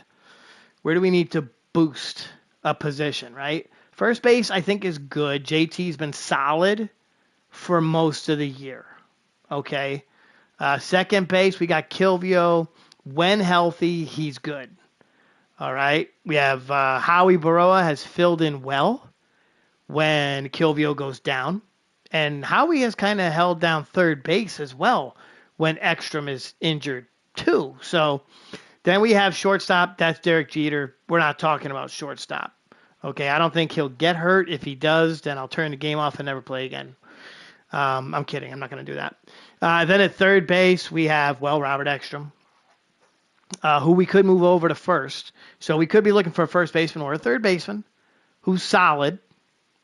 Then our outfield is pretty locked. I think our outfield's pretty lined up. Um, unless we could get a better center field prospect, because I'm not sold on Andrew Jones. I am not sold on Andrew Jones at this point. So I'm just going to kind of scoot through some of these trade offers here, and we'll kind of go from there. So just give me 1 second, and I will be right back.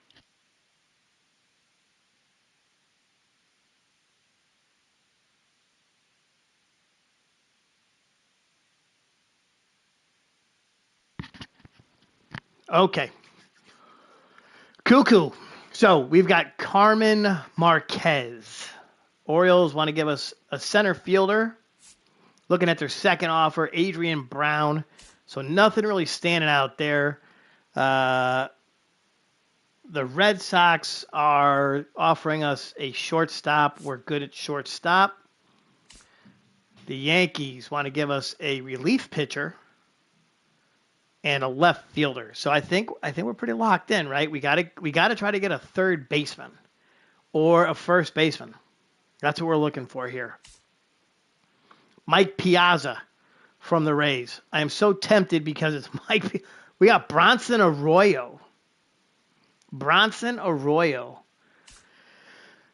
The Blue Jays are offering us Tom Glavine and Tim Salmon for Bartolo Colon. Tom Glavine, who has, he looks like 37-year-old Tom Glavine, and Tim Salmon, who's playing very much like, he's having a good year, but he really doesn't offer us anything because he's an outfielder. But that would be one hell of a trade back in the day. The White Sox want to give us Jorge. There's a third baseman, but he's garbage. Travis Lee. I know Travis Lee.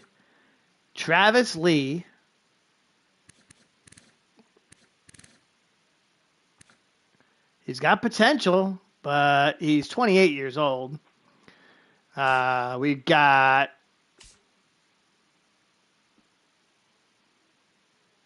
the Glavine trade is good. Okay, talk to me about how the Tom Glavine trade is good. I went back to it just for you. Number one, we'd be picking up $40 million if we picked up this trade. Contract for 4 years on a 34-year-old right fielder, and a 2-year contract on a 37-year-old Tom Glavine. So Bartolo is bad, but he's only 30. And I really don't want to pick up $40 million of Blue Jay money. But, you didn't see the salary. Yeah. Okay. Right. That's what I look at. That's what I'm looking at. I don't want to eat that much salary. So that's why I tend to go for, I like to go for prospects, younger 24, 25-year-old guys, sign them to a year deal, 2-year deal, kind of like I do in a hockey game. And then you just kind of see what happens. Sometimes they turn into gems and sometimes they don't, right? Like we did with Ekstrom. It's exactly what we did with Ekstrom. We were in the same situation. We moved Bartolo, and, Ekstrom just didn't pan out. He's not a gem. He's not a dud by any means, but he's not a gem. Okay, getting back to it. Christopher Eller.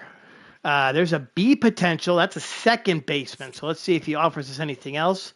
No, because he has no secondary position. He's 27. He's 69 overall and on the rise, but yeah, he's only appeared in 9 games on the season. So we're going to pass on that. Here's Eric Riley, Jose Rosado. The Twins want to give us David Wells back. David Wells, this year 5-7. He pitched for us 2 years ago, 3 years ago now, and went 16-8, was one of our better pitchers. But I think David Wells here on the game is, as much as I like Boomer, I think he's kind of past it. So we're going to pass on that deal. You also have, they're offering us Al Martin, uh, another catcher. Everyone's throwing us catchers. Do we need a catcher? I don't think we need a catcher. Randy Pinkerton, Sonny McCabe, Diego Ramos, Larry Kramer. Not much, guys. Ed Marquez, Michael Barrett, a lot of catchers. Marlon Anderson, Fred Felton, Mark Kotze. He can play first base. He's having a shit season as well. Angel Santiago. He's a closer. Make my own trade. Okay. We can do that. Let's do it. Are you telling me to make my own trade? Or you think we should look at people on our own? Is that what you're saying? Because I'm okay with looking at people on our own instead of going through theirs. So we're looking for somebody who can play the corner infield, right? First and third. That's what we want. We know what we want. So let's see who's okay. Find people on our own. Yeah, we can do it. Let's do it. I got time. I got time, man. Let's do it. Okay, tell me where we want to start. We want to start looking for a first baseman, or we want to start looking for a third baseman?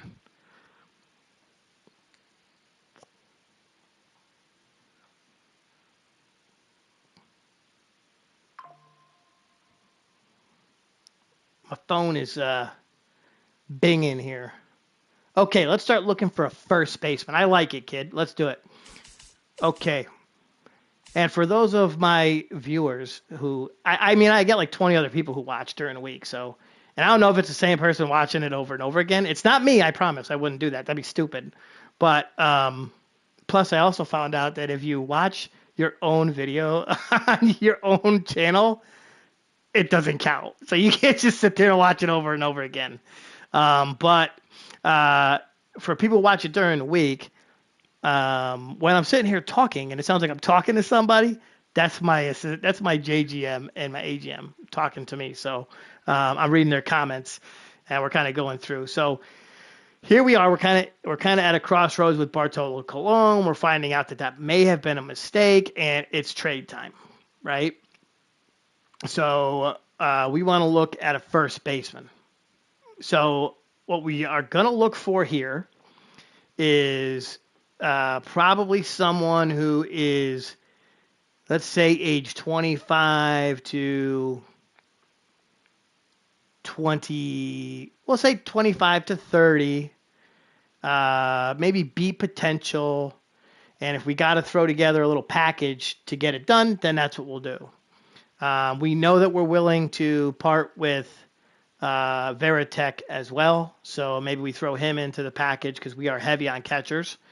So the Red Sox have David Ortiz. And David Ortiz is behind Mo Vaughn. Now, Mo Vaughn is a little old for this deal. And David Ortiz is not playing. I as a Yankee fan, I can't believe that I'm even saying this. But if I look at this, if we put David Ortiz in a straight up deal for Bartolo Colon, the Red Sox are a go for it. They'll take him. We can do that trade. That is some crazy shit. David Ortiz at 35, well, because they want to dump salary, right? So we'd have to even this out somehow. So I think that's when we throw in the Veritek $15 million, and they're still interested. So Jason Veritek, of course, longtime Red Sox, would go with Bartolo Colon to the Red Sox for David Ortiz. Now, do we try to get something else out of them? Why not? Maybe there's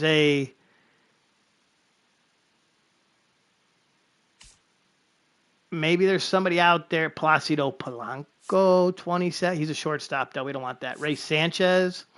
And then we could maybe do a double trade here, right? To where we trade for him and then move him somewhere else. Benny Agabayani, who I really like, but I'm not going to trade for him. Marvin Bernard, John Vanderwall, he's 37 years old. So the salaries are kind of almost there. It doesn't really hurt us, right? So it's not really a ripoff by any means. We had David Ortiz. He comes in and plays first base, and then do we try to or do we try to move JT Snow somewhere else? Right? Okay. Maybe that's what we do. But I'm kind of liking this deal right here. I think it frees us up in the whole catcher area. It takes away one of those roster spots. That means Paul would play behind Javi Lopez, Sanguillen and Porter down in AAA, and that's going to give Hamilton Porter a shot to possibly be playing in the bigs next year. And he can play first base, so we may even bring him up. To play first base. He might never catch. He might end up being a first baseman. But we're going to go ahead and make this trade. We went through this so fast. But you know what? Let's do something here. Just go roll with me here. The David Ortiz is on the board. It's on the board. Okay. Tino's out there. They would go for that. The Yankees would go for Tino. But Tino's 35. David Segui, pass. Jason Giambi. He's having a good year, but we know his struggles. In the real world, would that happen? Mark McGwire, they would make that deal. He's in the downturn though. We don't want to bring in another first baseman who's in his decline. Eric Karros. Oh, Ortiz. You're pretty settled on Ortiz. Okay. What about Harold Bateau? Buteau. We'll call him Buteau. Never mind. I don't know. Carlos Delgado. I'm looking to see if there's any big names who are young at this point. Dougie Mankiewicz. Paul Konerko. He had a hell of a career, right? But, okay, I think we're going to roll the dice. We're going to roll the dice, and we're going to bring Big Papi to Montreal. It's going to happen. So let's go back to the Sox. Okay. See if they want to give us anything else. Maybe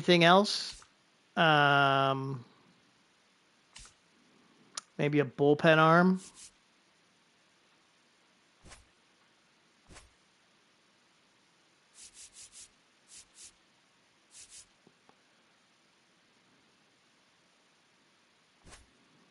Take Rafael Betancourt.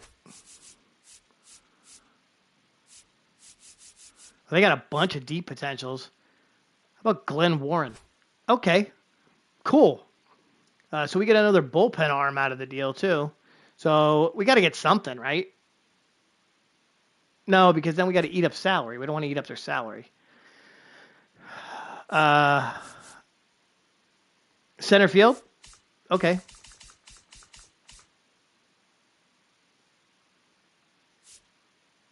Alexis Cabrera? Nope, they want more.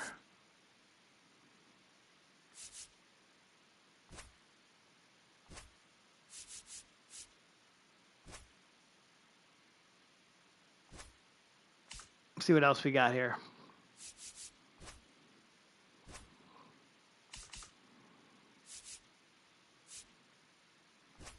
Haha, Ford Vic. Ford Vic. Welcome to the club, Ford Vic. You're going to be joining us. All right, so that is where we go. We're going to trade Bartolo Colon and Jason Varitek.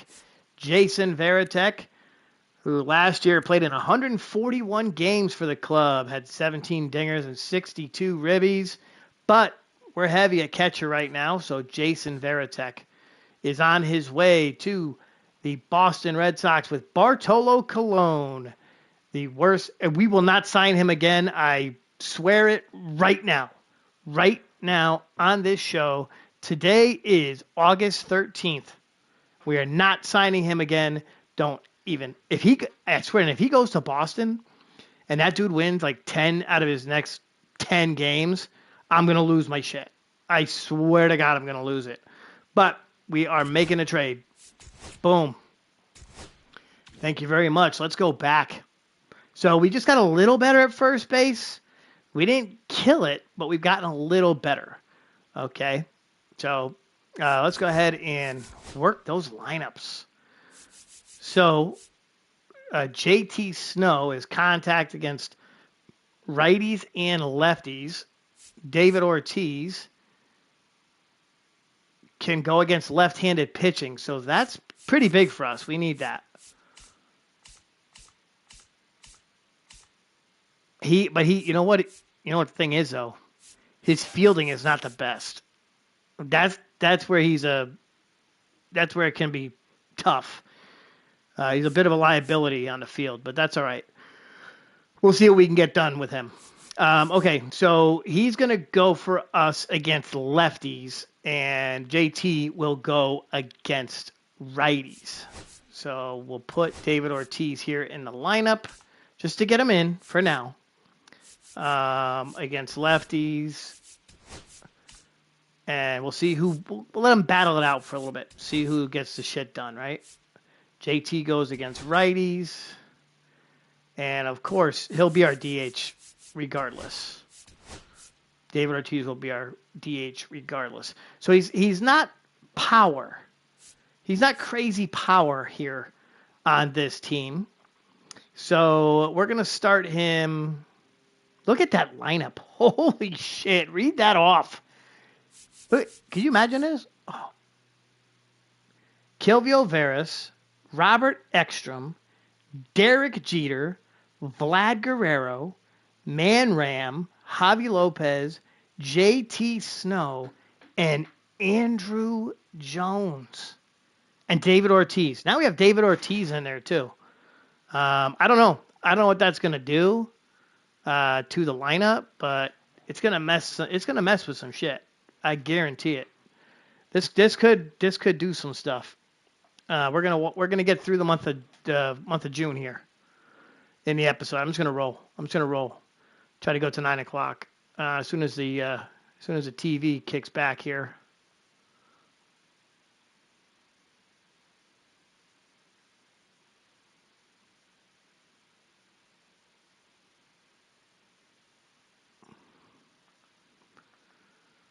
Alrighty, help me out here, brother.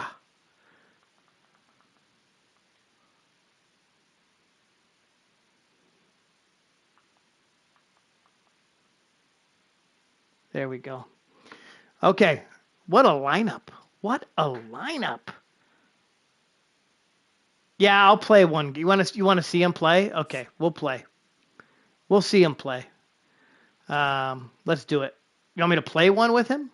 Or you want me to we'll watch it? We can always jump in when he's at bat. We can do that too. Okay, let's go to the calendar. So, we will see Eloy. Oh, let's just go to the first one, see what happens. Yeah, we'll jump in. We'll play the first one. So we'll introduce the world. We'll introduce Canada to Big Papi. That's some crazy shit, man. We got Big Papi joining the frickin' Expos. We're gonna go ahead and all we had to give up was Bartolo Colon and Jason Varitek. Man, they must be desperate for pitching. They're going off of his name alone. They have to be. Let's go ahead and quick manage. And here we go. All right.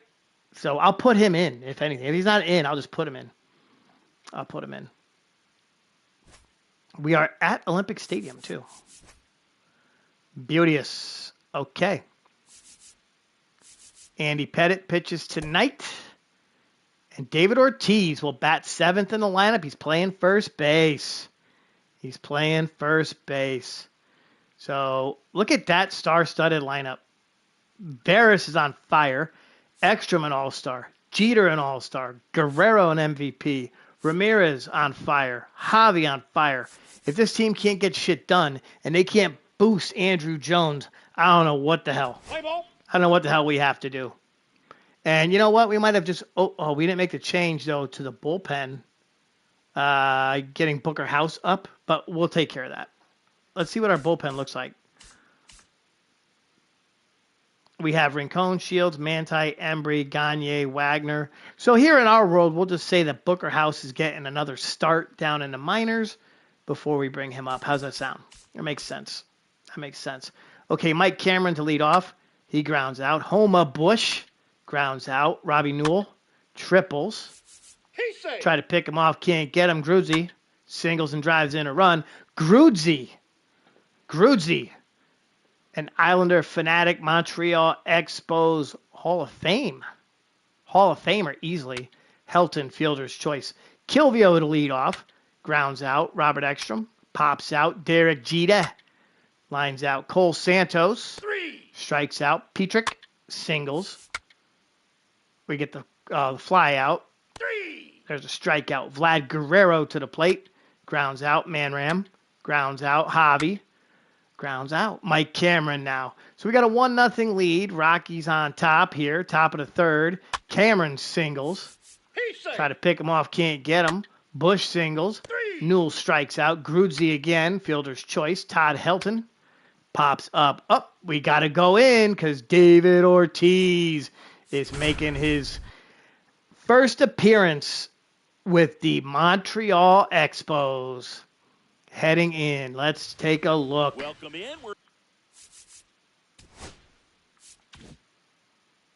We're in the third, and there are no. All right, Big Poppy at the plate. First appearance as an Expo. And, I thought he hit a home run. I thought he jacked it. Let's do it. Oh, he swings at everything, though. 1-2 count. I wouldn't throw him another breaking ball. Try to go again with the fastball, slightly elevated. He just is having a hard time catching up. What the shit was that? To first, 1 up, 1 down. All right, well, so the trade happens, but he doesn't exactly. So up next. So we got to watch the end of the inning. So Andrew Jones at the plate. Base is empty. Swing and a high fly ball left field. Newell under it. Hauls it in for the out. 2 away now. Good pitch. He just kind of had him out in front on that pitch away and wasn't able to stay closed. So now here's the pitcher, Andy Pettit.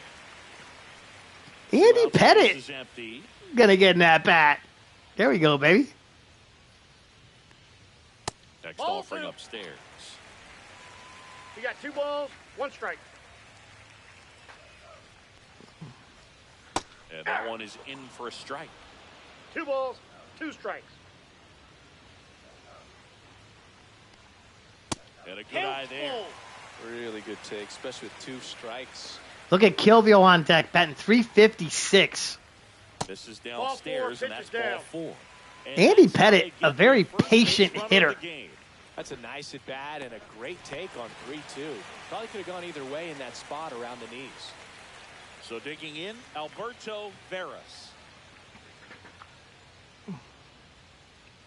They can't say Kilvio, so they say Alberto. The 1-1 is fouled off. You could see he was trying to stay back long enough to handle the off-speed pitch, but just a little tardy on the fastball. Kilvio now. Oh, okay. Couldn't catch up to the heater.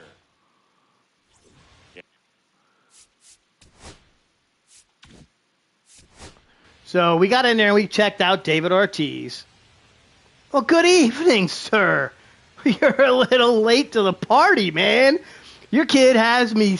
I just traded for somebody I would have I never thought I'd trade for him, but I just got David Ortiz, dude. We just traded for David Ortiz. So Welcome on into the party. But okay, here we go.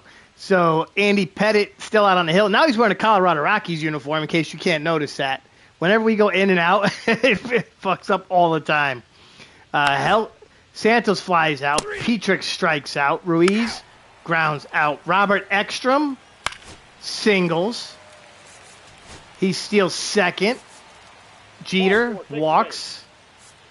Vladdy walks. Bases juice for Manram. Single. Javi. Single. Uh-oh, David Ortiz with the bases loaded. I feel like we have to jump back in. Loaded up. Ortiz getting ready to hit.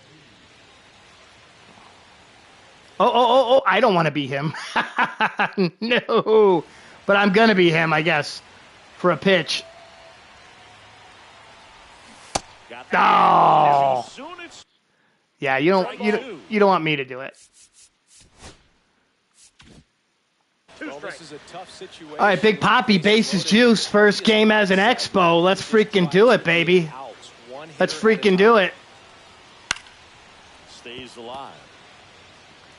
Okay, if he hits a grand slam, he gets himself a contract. I'll just sign him. But you've got to make some pitches. But if he can battle and get through this, he can earn some points. This team is so stacked that we have David Ortiz batting 7th in the lineup. Fights that one away, still 1-2.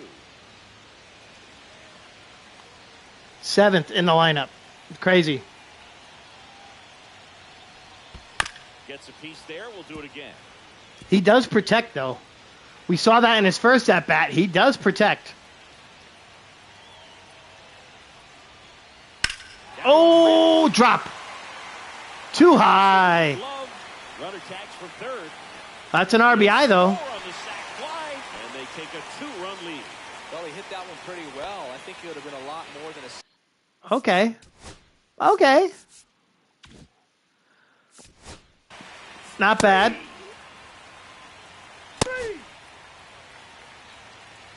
Okay, we are in the top of the 5th. Pettitte still on the hill. Gets Santos. Gets Cameron. Gets Bush. Barris strikes out. Ekstrom grounds out. Derek Jeter flies out. Robbie Newell ground out. Gruzzi ground out. Helton fly out. Andy Pettitte getting his shit done, baby. I think we're going for a Cy Young season out of Andy Pettitte. Vlad Guerrero ground out. Manram ground out. Javi grounds out. Cole Santos singles. We'll try to pick him off. Can't get him. Gets the K. Pick off. No. Fielder's choice. Pick off. Fly out. Okay, here we go. Let's get one more look at David Ortiz. Let's get one more look at David Ortiz. Russ Springer's coming in to pitch the bottom of the 7th. Keep this one close here, and this is where a bullpen can give their players a chance to fight back. And we get another look at our newest player, David Ortiz. That's a little bit low. Who else did we get? We got like a bullpen pitcher? Did I get a bullpen pitcher too? Outside. I don't know. And that's ball 3. First pitch strike from the pitcher, but then no panic at all by the hitter. Very patient. Yeah, because we evened up, right? Now he's in the driver's I'm pretty sure we evened up. Right through there for a strike. Uh-oh. Give him something to hit, baby. Come on, give him something to hit. Try to go after that down and away pitch. Up the middle. A sliding Oh, nice play. To first, and they get the out. Well, Boog, as an infielder, you have to be ready for anything. In that spot, it required going to the ground, getting a little dirty, and making... Okay.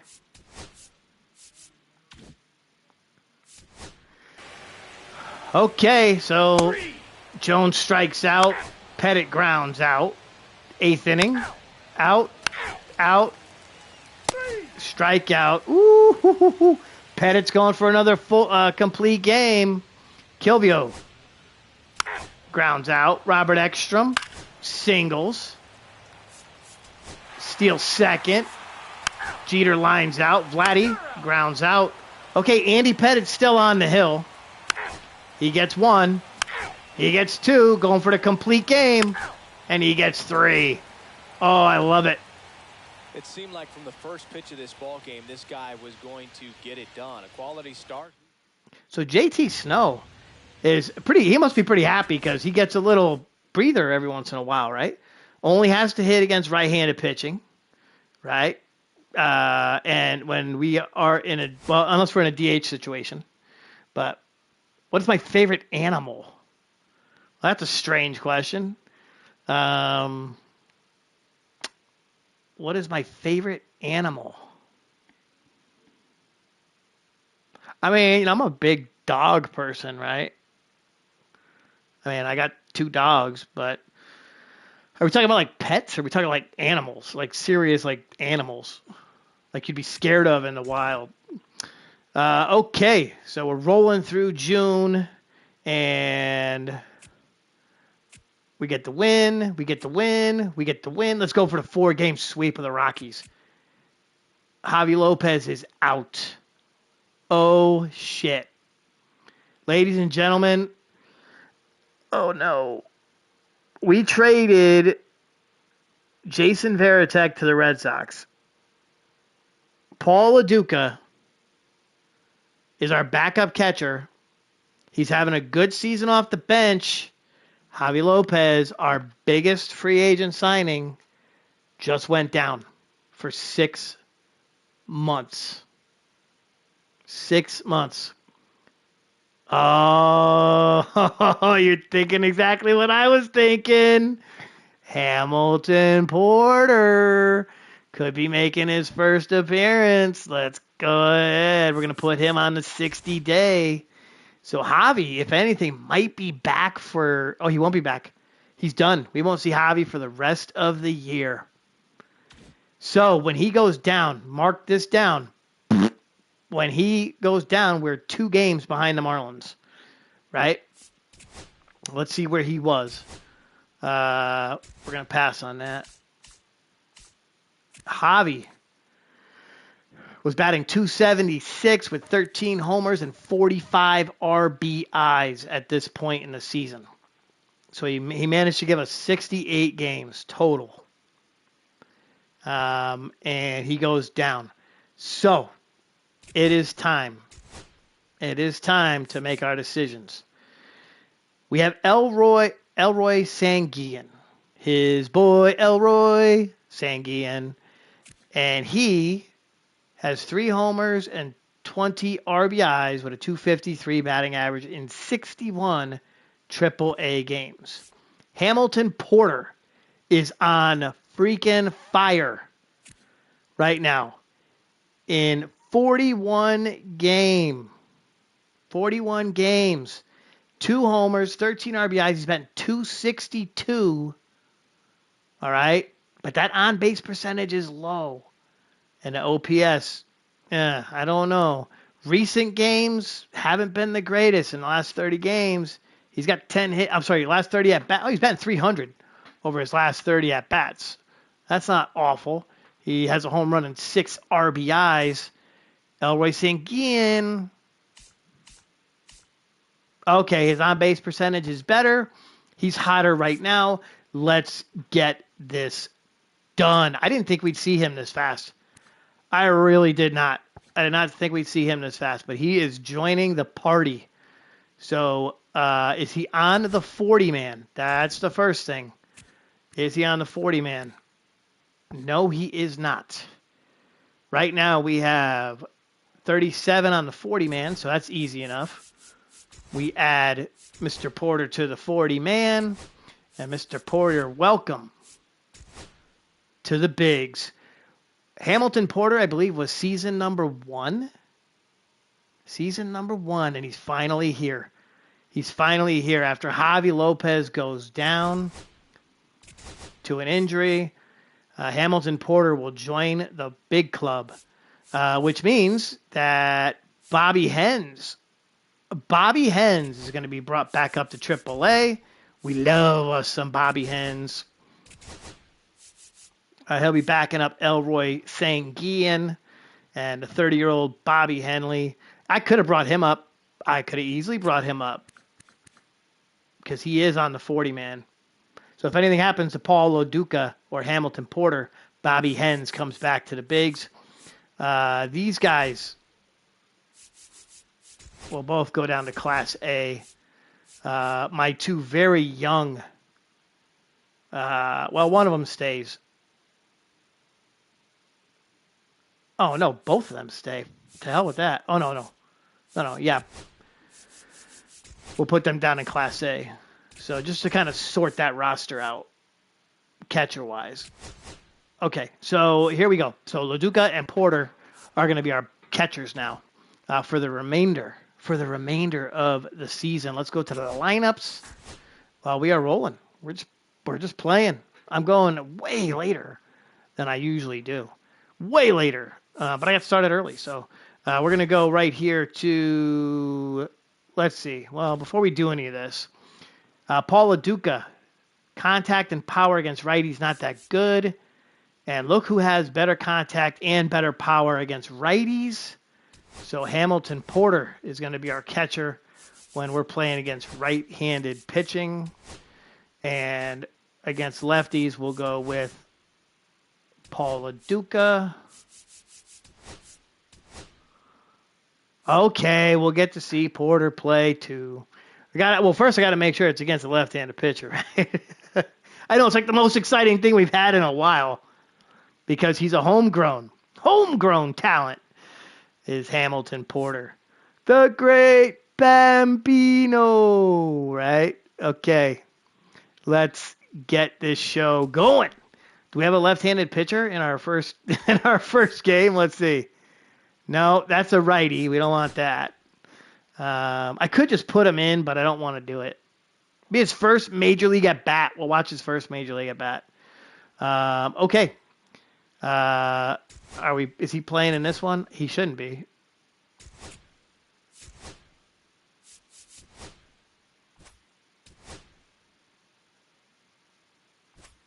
Oh, the great Hambino is going to play in Dodger Stadium. Is he going to be up against Benny the Jet? Is he going to be against Benny the Jet?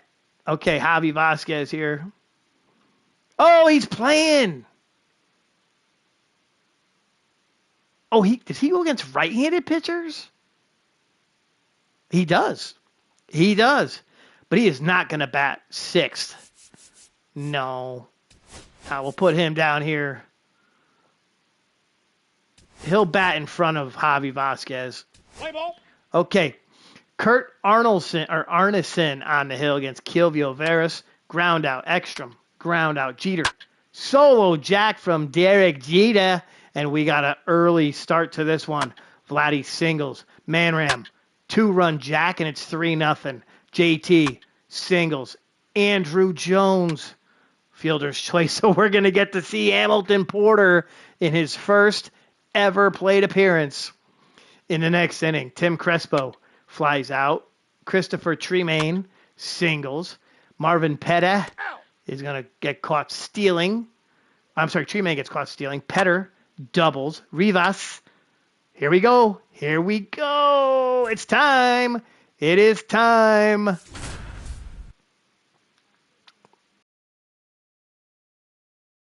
Hambino in his first at-bat. It's a where were you moment. It is a where were you moment when the great Hambino finally gets his first major league at-bat. There he is, baby. He's been sitting down in the minors since he was 18, waiting for this moment.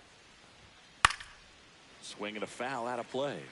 The great Hambino. Welcome on in. I got 5 people. 5 people are watching me. Put something up on the board. We've been waiting for 5 seasons to see the great Ham get it at bat. And he strikes out. No. Oh. Okay. Okay, we'll get to see him again. Okay. Oh, the great Ham strikes out. That's a bummer. Okay, Javi Vasquez against, he'll hit. Hold on. Hold on. My bad. All right. Veras strikes out. Okay. Vasquez goes back to the hill. We got a 3-0 lead, so it's okay. It's okay. Vernon Campos flies out. De La Cruz grounds out. Adams grounds out. Bobby Ekstrom reaches on an error. Then he steals second again because he is a hell of a base stealer. He really is. DJ tries to bunt him over. Gets it done. Vladdy sack flies him in. We're playing a little small ball here in Montreal. Absolutely. Manny Ramirez. Oh. No. Left fielder. I don't want to jump in there. I don't know why it does that to me. That's ball four. He walks. JT grounds out. So we're going to get to see him again here in just a little bit. Mike Da flies out. Arneson grounds out. Tim Crespo strikes out. Andrew Jones grounds out. Let's go in and take a look at the Ham. My man, the Ham. Babe Porter digs in now. Oh, they call him Babe Porter. One down, base is empty. And he fouls it off again. Oh, I might watch every Hamilton Porter at bat until he gets a hit. I might do it. I don't know, but Hamilton Porter Good job. fouls one off. That wasn't an easy pitch to hit. It's much easier So, to do damage against we the lose sticks. Javi Lopez. That's not what that pitch was. Ham Porter comes in, and oh no, Strike him out. And Two he's registered strikeouts. 3 Ks in this one. 2 strikeouts in his debut. And That's a bummer. Okay. Javi Vasquez at the plate. He grounds out. Let's see if he's better on the hill. Tremaine grounds out. Petter flies out. Juan Rivas strikes out. Kilvio Veras grounds out. Robert Ekstrom. He's got 22 stolen bases on the year. He singles. He'll steal second again because he's fast as hell. Derek Jeter singles. Vlad Guerrero double play. Oh, he grounded out. Manram singles. JT strikes out. Vernon Campos single.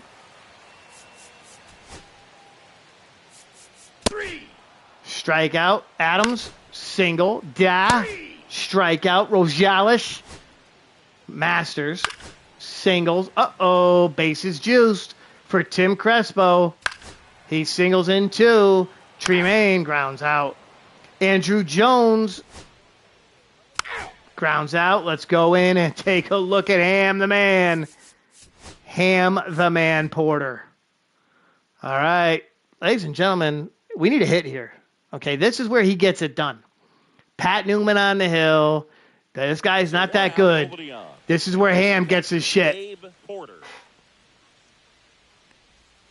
And that's downstairs. And it's 2-1.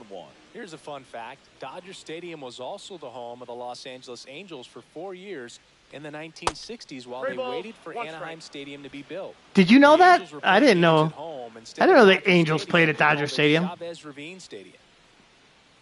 One down, base is empty. Late on that Oh, fastball. shit. 3 and 2. Is he going to strike out 3 times? Try to go again with the fastball slightly elevated. He just Don't. having a hard time catching up. Don't. Yo! And it remains Dude, a full he just count. can't catch up to that big league pitching, ladies and gentlemen. He can't catch up to the big league pitching. One pitch, and he struck out. No! Catch up to the heater. No! Okay, he's going to get one more chance. He is going to get one more chance.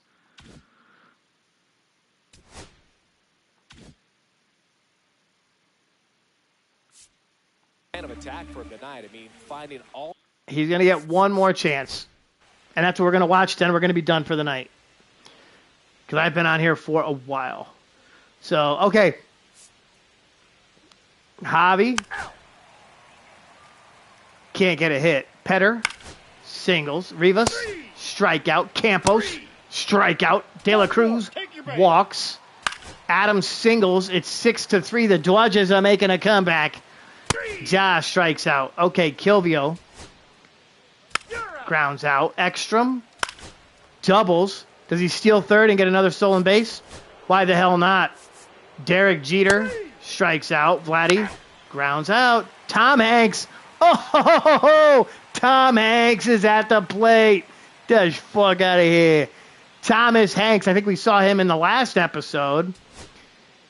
And they bring in D'Angelo Shadiki. He strikes out. Tim Crespo grounds out. Christopher Tremaine singles. We try to pick him off. Can't get him. Petter singles. Moves him over to third. And we get the ground out. Man ram. Grounds out. JT walks. Andrew singles. Oh, we got an RBI. Oh, he freaking scored. Oh, okay. Here we go. Time to jump in one last time. Hamilton Porter. He struck out 3 times. 3 strikeouts.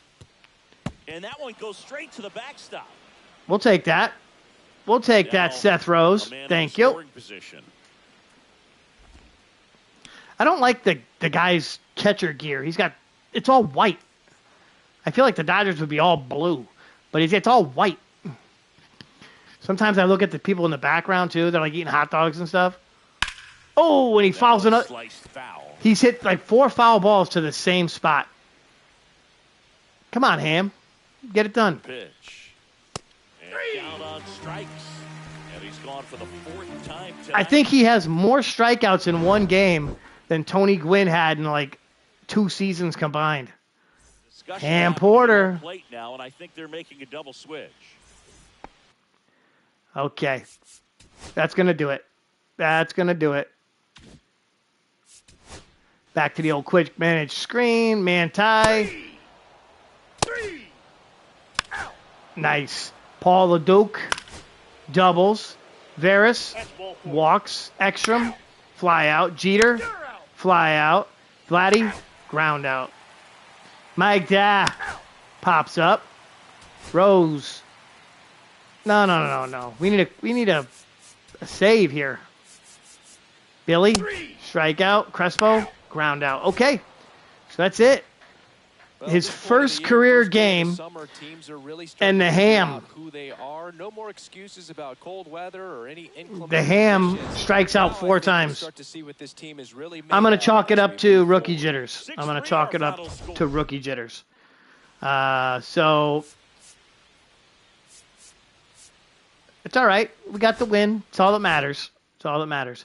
All right, we got 10 minutes left in the episode, so let's go ahead and take a look at our record and the rest of the big leagues before we take off for the night. So we made the trade on the 15th. Since we made that trade, or we made the trade on the 16th, right? Since we traded Bartolo Colon and got Big Papi, we have won 5 consecutive games. So it's working out. In my opinion, that's the way that the Fanatic does math. Plus, we are now 1 game back of the Florida Marlins. So we're making a run, and we're starting to maybe inch away from the Braves. That's important to us right here. So let's go ahead and take a look at the stats overall as we head towards the end of the episode. The Marlins in the middle of June, are holding on to a 1-game lead on our Expos. All right, the Braves are right behind. The Phillies and the Mets, I think they're pretty much gone. We never really want to say that with the New York Mets because we know what they'll do later in the season. But having looked at their roster, I don't think they have what it takes to pull something like that off this year. The Cubbies with Tomey and Sosa and all those guys, they had a massive lead. They started off like 24-6. They're back. They've come back down to earth. They're 43-33. They got a 2.5 game lead on the Pirates, and the Cardinals are right there, 4 games back. Now remember, again, I mentioned early in the episode, we're going 2.5 hours back now. But the Marlins and the Cubbies actually played each other in the 2003 National League Championship Series. So that would be interesting if it worked out that way. Now, as the yes, as the general manager of the Expos, I don't want that to happen, but I mean, it would be crazy if it actually worked out that way. The Giants, I wouldn't say they're pulling away, but the Giants and the Diamondbacks are starting to make a race of their own here in the West. They have a half game lead over the Diamondbacks. The Rockies and the Padres are hanging around, and then us handing the Dodgers another loss doesn't help them out. We have the wild card firmly at the moment, so that's a good thing, but I want the division. I don't want a wild card. In the American League, the Blue Jays have a half game lead over the Red Sox, who just gave away a big piece of their puzzle, but we gave them Bartolo Colon, and he might help them out. Who knows? Maybe he just needs different scenery. Maybe he just doesn't speak French very well. I don't know. But he does not play well in Montreal. Red Sox half game back of the Jays. Rays are a game back, and the Yankees are a game and a half. So that American League East is tight. The White Sox hold game and a half lead over the Indians in the West. Oh boy, look at the Brewers starting to pull away. Really starting to pull away. Not really used to that out in the American League West. The Red Sox currently have the wild card with the Indians and the Rays in the American League. So exciting stuff in the standings. We take a look too at our league leaders to this point in the season. Looking at the National League batting title, that would be Darren Erstad of the Giants batting .348.